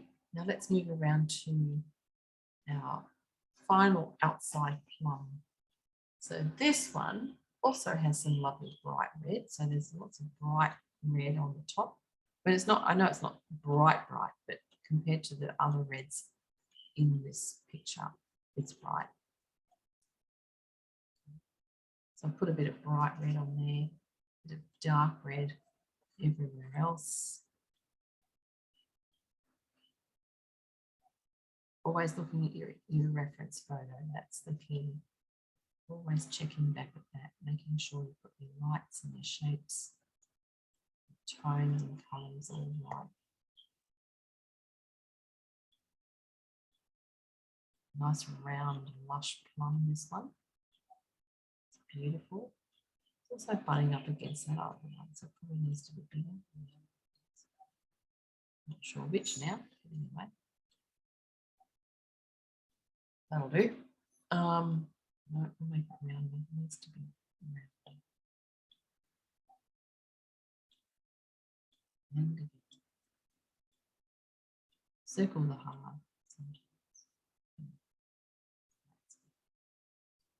Okay. So I've got my dark red on there. Put a bit of light red on. And we'll push all of this in after. Through there and up around here. It's light red there. This one's got its little crease and center area as well, which is fun. I like those ones. Just pushing all of this in now, creating that lovely gradual blend of colour.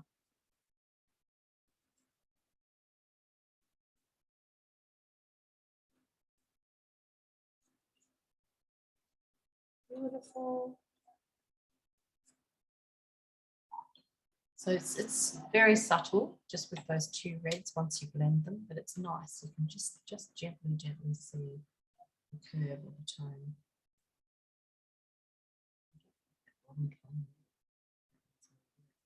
Anyway, I'll do it later. Okay, tip off my dust. Lovely. So that's looking quite nice. Now this one also has its little blue seam, and it comes up out here and then twists around like that.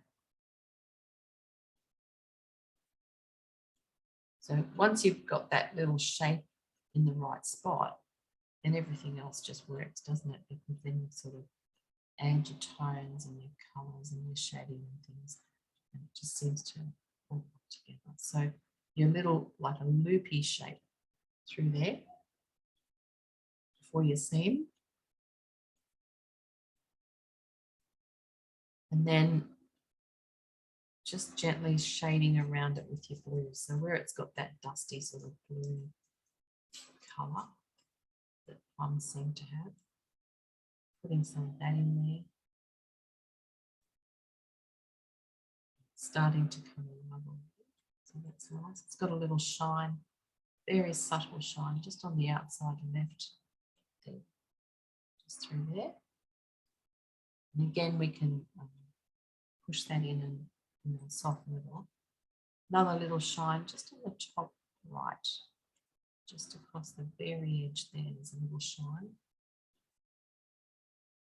And then we've got a slight shine here and a bright shine there and one there.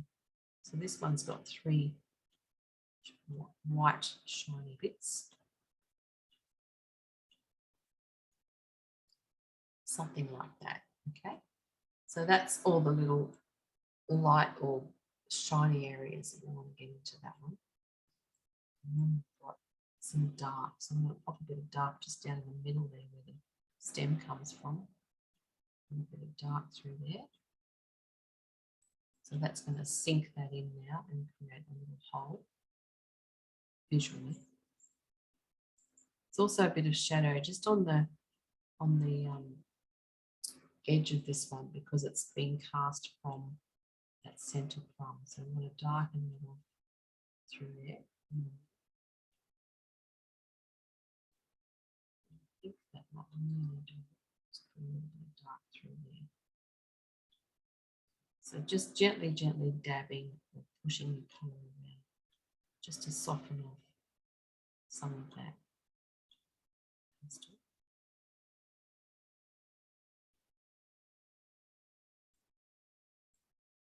Softly, softly. Now, once again on the crease on this one, we want to put a darker line on the left of it to create a little channel on the crease. So put a dark line on both sides actually. And sort of just blend it in gently with the pastel. So I'm doing it with charcoal, so it's really soft. I'm just pushing that in on either side of that line. It just creates a very subtle little shadow. So you just got to go gently, gently. It's lovely little shadow, a little bit of a shadow just on the right hand side of the teardrop shape through here because it's dipping down, and so the light's catching on the hill or on the high part there, and then it dips down in towards the stem, so it's going to have a bit more shadow through there. So subtle, makes all the difference though. It's amazing how much difference these subtle little touches make. Okay, I'm going to tip off my dust again. Just want to darken off inside there just a tiny bit more, just a tiny little dot of dark to make that look like it's sinking in even further. A bit more of this white stuff through there, just to make it a little bit stronger. This is my lightest blue. Again, dabbing it softly. So there's lots of dabbing and lots of adding and you know, until you get your tones and the shading.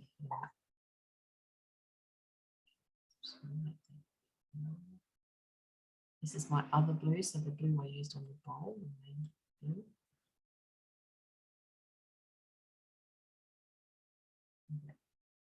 And then we can add our brightest shiny bits to these bright sections there.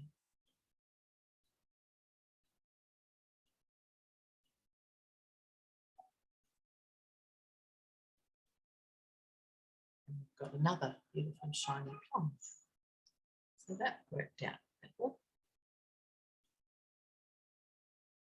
Good, I like that one. Don't like that bottom one. I think that the top of it's got to go. There we go. Yours might look amazing, but mine looks terrible. So it's going to go. Just get rid of it. It won't have a slide. You can't see it. It's buried underneath somewhere. See how easy it is just to change something? It's really cool. That's why I love pastels. You can just undo it so easily. Still needs to be rounded. Just making it. So now's the time to sort of run your eye around all these plums that we've done so far and just assess them and see whether they need to be changed. And I'll tell you what, the best thing you can do now is prop it up somewhere and stand up and walk away and then come back. It'll make a massive difference to how you see it. I promise, really will. So do that now, stand up, prop it up on your desk and just walk away and look at it from a distance. Because it's really worth doing that to see it. I can actually see it here because it's flat on my table, but I can also look up on my computer screen so I can see what I'm doing on there, which is a similar thing. The other thing to do too that's really helpful is to take photos of your artwork as you go. So take a photo and you look at it through the camera or the lens. It's a completely different view and you see things you didn't notice. It's amazing what you can see when you look at it through a camera or from a distance. So once you've done that, then you can go, oh gosh, that needs to be darker or lighter or moved or changed or whatever. So it really, really helps to see everything where you need to see it. All right, let's get on with this last one. We're nearly there. So this is lovely, this one. I like this one because it's got a nice big dip in the middle where the stem is. It's a nice shape and it's got dark on the left and it's lighter on the right because of the direction of the light. So let's get stuck into this one. I'm just going to put my dark red down first.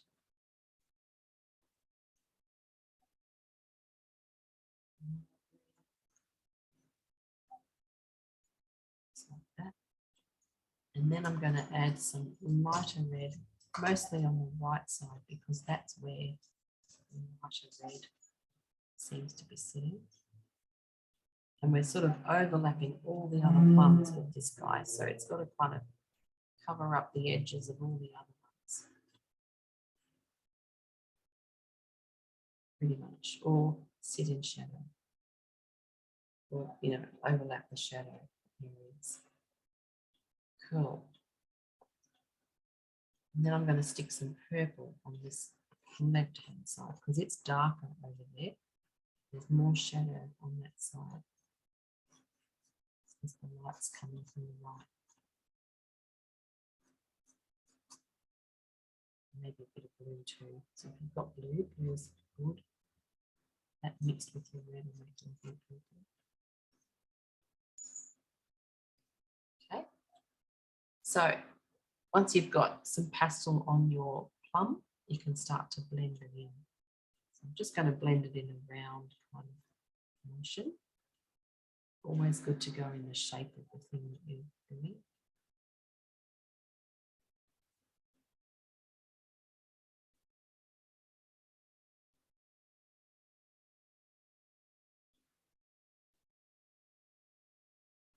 There we are.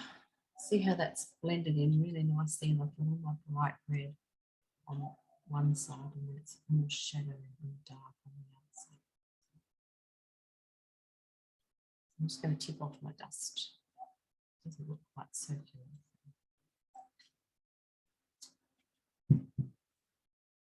Okay. So that's the plum in the middle. It's looking quite lovely. So I feel like it needs a bit more dark on the left-hand side because again, that's in shadow. So I'm going to pick up my darkest pastel, which in this case is my blue violet, and just darken off down around on that left-hand side. Also going to pop some dark in the middle there where my stem will be. Okay, so it's still very crummy, and I'm just gently going to pull the dark up towards the middle now.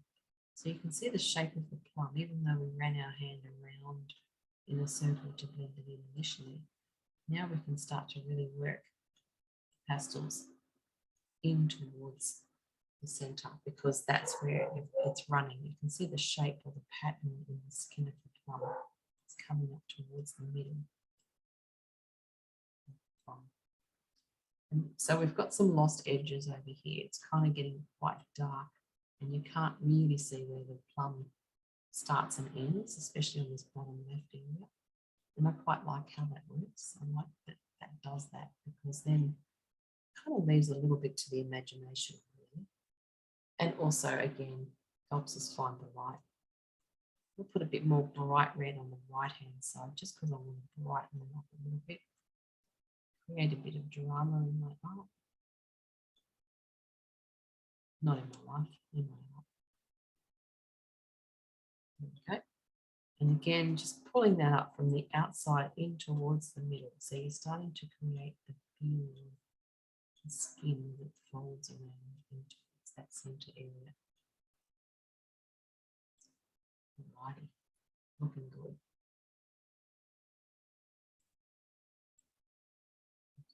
Now, what we need to do next is have a look at this center spot. So we've got a crease in this one. We might use our blue again, and then we can soften it off. So the little crease is coming from the right side here. It's almost a straight line, sort of on a slight angle, but it's just coming across through there. And then it dips down, and we've got our powdery blue kind of colour coming through here. And it sort of goes down into it. So that's already starting to look pretty good. Nice. Lovely. So that's the blue. I'm just going to dab it a little bit just to soften it off slightly. Not too much. You might dab it too much and then you've got to put more in again. So I'll do that. So I'll put a bit more in here. Just a tad. Because same as that first one, I've got a bit of light catching just here. This is my lightest blue pastel. There's a little bit of light just there. Might be a bit too much now, but that's all right. I can soften that off with a dab too. Lovely. So now it looks like there's a hole happening, which is great. I'm going to darken off again in there with my darkest pastel, so my black and my blue violet. So that'll sink that right down into there, which looks good. There we go. Now, we need to put a little branch in there. I haven't got a brown or a yellow or anything here, but okay, we'll just go with what we've got. So I've got a little bit of my light blue, so I'm just going to try and stick a bit of a stem just there. And then do it with the light blue and then pop a bit of my dark red or brown or whatever you have over the top of it. Yeah, that worked. Sometimes the strangest colours work and you think that's never going to happen, but it does, and it's kind of cool. All right, so that worked out really nicely. So my pale blue and then a bit of dark brown or dark red, which is what I've been using in my plums. Just dabbed on there. Yeah, I just dabbed a couple of spots and it just happened to work. So sometimes you can get lucky.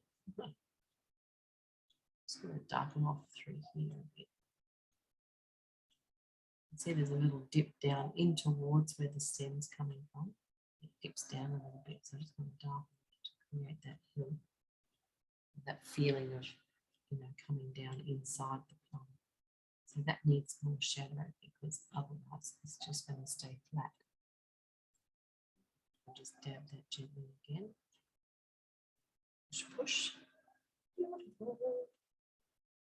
And just to have a bit of fun with this and brighten up the edge a tiny bit more with my red.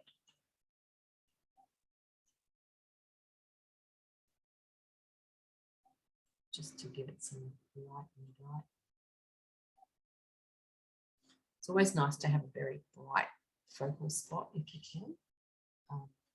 That just sort of, I don't know, it just makes your painting more interesting. And if you have a focal spot, then that's what you want people to see first. It's the view, you know. Just doing a little bit of texturing now. So with this bright red, I'm just touching it on lightly. And because we've got textured paper, it's picking up the kind of the pattern in the paper. But it's creating this really nice sort of grainy feeling, or the feeling of the plum skin. It's quite nice. Good. All right. So now we need to pop a bit of a shadow just on the seam or the crease. Again with your charcoal stick, just on probably the top side of it, or maybe both sides, just see what works to create that little bit of a crease. So it looks like it's dipping down. I might add a little more of my blue line down through the middle there.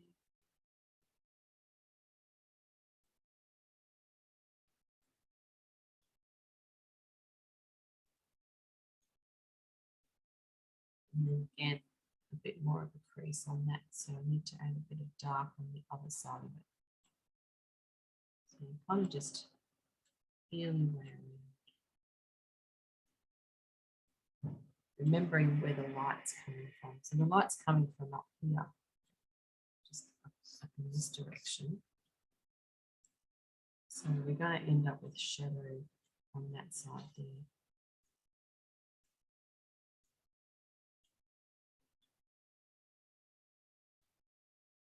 Good, good.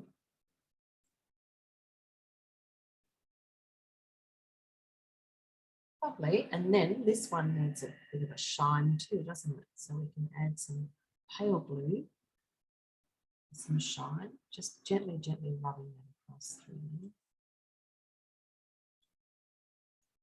And shine on here too. And a touch of the shine inside where the stem is. A little shine through there. Just dab that gently to push it in a little bit.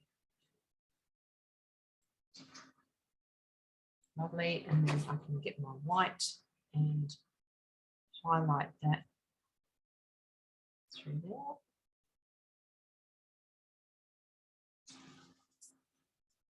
And there. Nice. So there you have a bowl of plums, ladies and gentlemen. If there's any gentlemen. So now's the time to just sort of run around your bowl and just check your light. Just notice there's a little shine on this very first plum that we got on the bottom left here. So there's a little shine down through there. So just using my blue to put that in. And just touching up here and there as you go. So remember, all the reflections underneath on the plums are reflecting the colour of the bowl. So you can happily use this blue just to touch up a couple of those spots.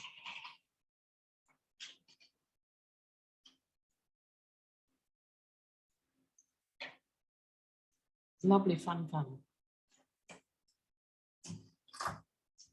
Very subtle, even on this little bright one that's hidden underneath, there's a tiny touch of light just on the side there. And so you can pop that in with a bit of the blue. I need to go over and fix this guy. I'm not happy with this one. Put a bit more shine in here. More below around the edge. And we could make up a seam on that one if you wanted to. Pop a little seam.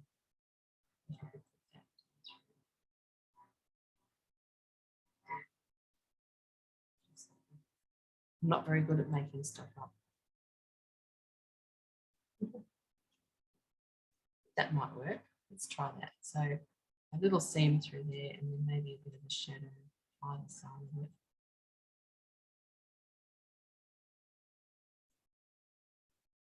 Push that through softly. There we go. And then we can just chop the top off. Get rid of it. Yeah, I'm terrible at making stuff up. I really need reference pictures to look at because my imagination isn't very good for that kind of stuff. I wish I could. There's some amazing artists out there that just paint from their mind. I don't know how to do it. So just tidied that up a little bit. The edges are still a bit shabby on this one because I tried to make it wider. So when you're fixing things up, you've just got to come back in and make sure you do it properly and get it nice and, you know, right. Because even though pastels are great to work with and you can do lots of, you know, amazing changes with them, very forgiving, you still need to make sure you do it properly at the end, you know, so they look real. That'll do for that one, I reckon. Okay, so when you're done, don't forget to pop your name on a pencil or a charcoal.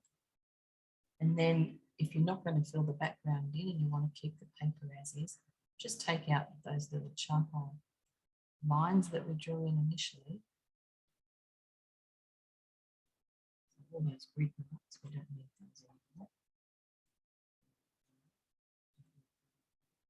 So you can see charcoal comes off nice and easy, much easier than pastel. So you can run around your paper, clean it all up with your eraser. Yeah. How do you get your lines and stuff around your plums so crisp? Because mine are all looking very blurry around the edges. Are they? Yeah.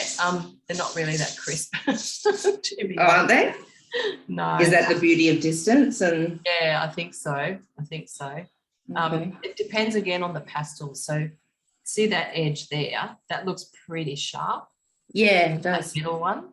Yeah, I think it's because this pastel is a little bit harder and not as crumbly as my dark red. So this bright red has a much nicer edge on it and it's not as crummy, whereas my dark red one is really crummy and it just won't give me a clean edge. You can see all these edges here. Yeah, they're really messy, and that's this one. okay, that doesn't look like that from here. But can you edge them up then, or? Yeah, I mean, yeah, Don't. you probably need to use some pencils or, Yeah, okay. or different pastels, you know, in a similar colour to get those edges nice and sharp.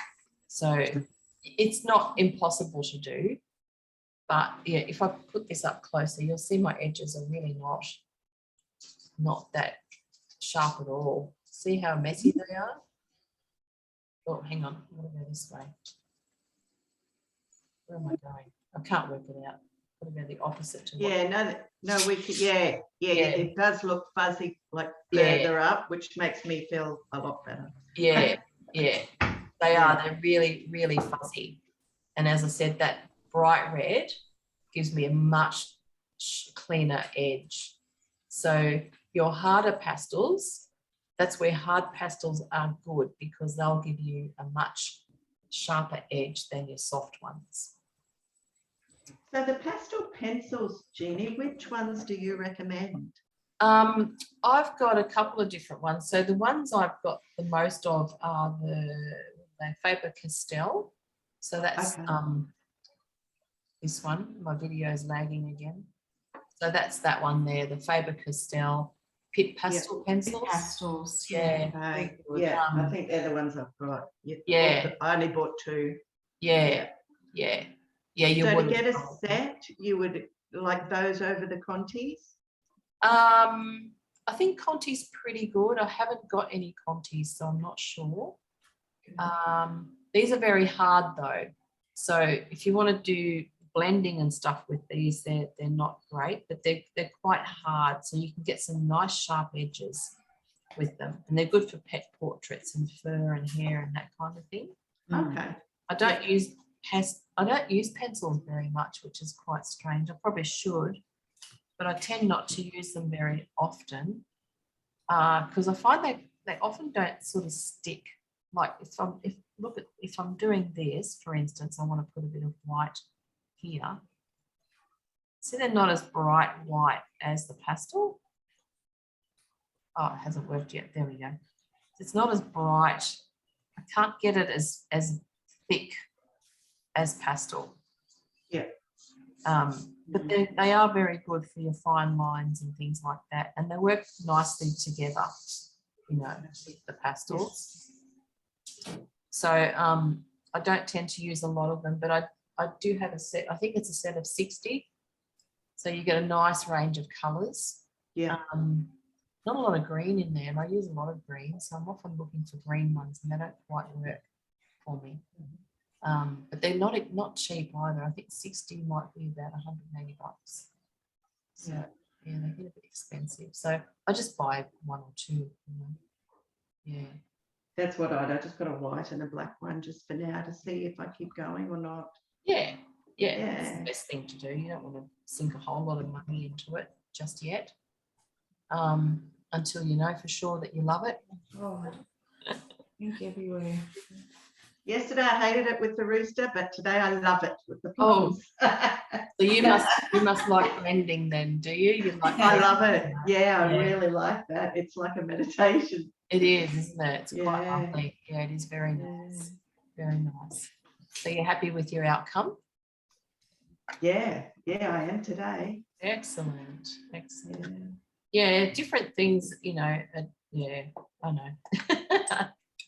I love blending too. I find blending very therapeutic and relaxing. Yeah. It's just And nice. I just love that you can add colours on top, and if that doesn't look any good, add some more. That's it. Yeah, I really like that. Yeah, it's lots of fun. As I said, it's very forgiving. You know, you can do it and do it and do it a few times over, and keep, you know, just keep playing with it. And then if it gets, you know, too thick and too much on there, I was telling you about fixative the other day. So this is the workable fixative that I use mostly. God, my video is lagging behind. There it is. Yeah. Okay. Yeah, so that's just a spray, and it's for pastel, chalk, charcoal, and pencil. So it's about $13 for a tin. Lasts for ages and ages. So that's really good. If you spray it on, I'll do a little demo, but you'll see it kind of darkens everything. I shouldn't do it inside, but anyway. I'll just do half of it so you can see what it does to the colour. So see how that's darkened? Oh, yeah. Yeah. Nice. Wow. Does it lighten up a bit, or it stays like that? Oh, it goes a bit lighter as it dries, but it will still stay quite dark. So that's why I was telling you I don't like to use it too much, because it takes all those beautiful brights out. It certainly does. I'm just going to blow it and see if I can get it to dry. Only takes a few minutes to dry. And, you know, you shouldn't probably spray it inside. I mean, it's not too great though. Like, it's starting to come back now. mm. It does definitely go a little bit darker. It's still not too bad, really, is it? So when I'm doing a painting that I want to frame, I will spray that with fixative like I've just done there.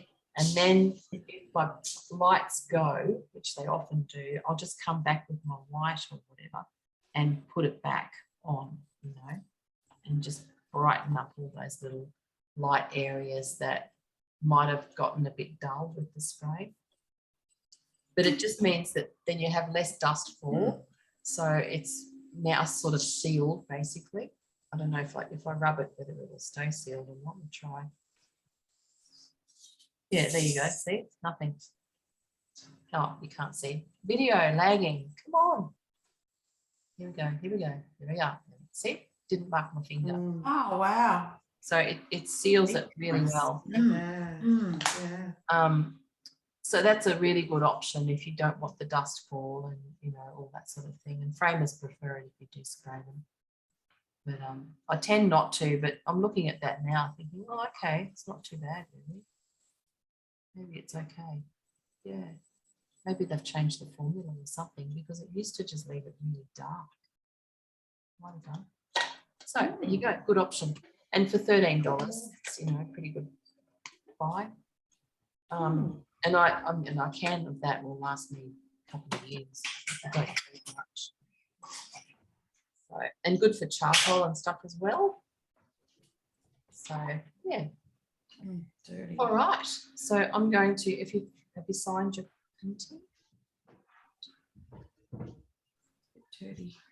Flick over now to the other screen and have a look and see how you went. There we are. Oh, everybody's looking very busy. Janelle's got pastel on her forehead. Oh, I wear it everywhere. I've got a camera. Duck into it. I know. I do that too. It ends up all over my face and I get it everywhere. that's the fun, isn't it? I mean, look at my hands. They're just I yeah. And then you go turning on lights and opening doors and there's fingerprints everywhere. know. Oh well, never mind. Who cares? All part of it. Doesn't matter. Doesn't matter. So thank you, ladies, for joining me. I've had a really great week. It's been nice to spend some time. And, No, it's been lovely, Jeannie. Thank you so Yeah. much. a pleasure. Yeah, it's been I've great. loved it. You loved it? Fun. Loved it. Wonderful. Thank Wonderful. you. Thank you. No problem at all. As I've said, I'll probably be doing the odd workshop here and there. So if you feel like a trek to Toowoomba anytime, keep an eye out for that.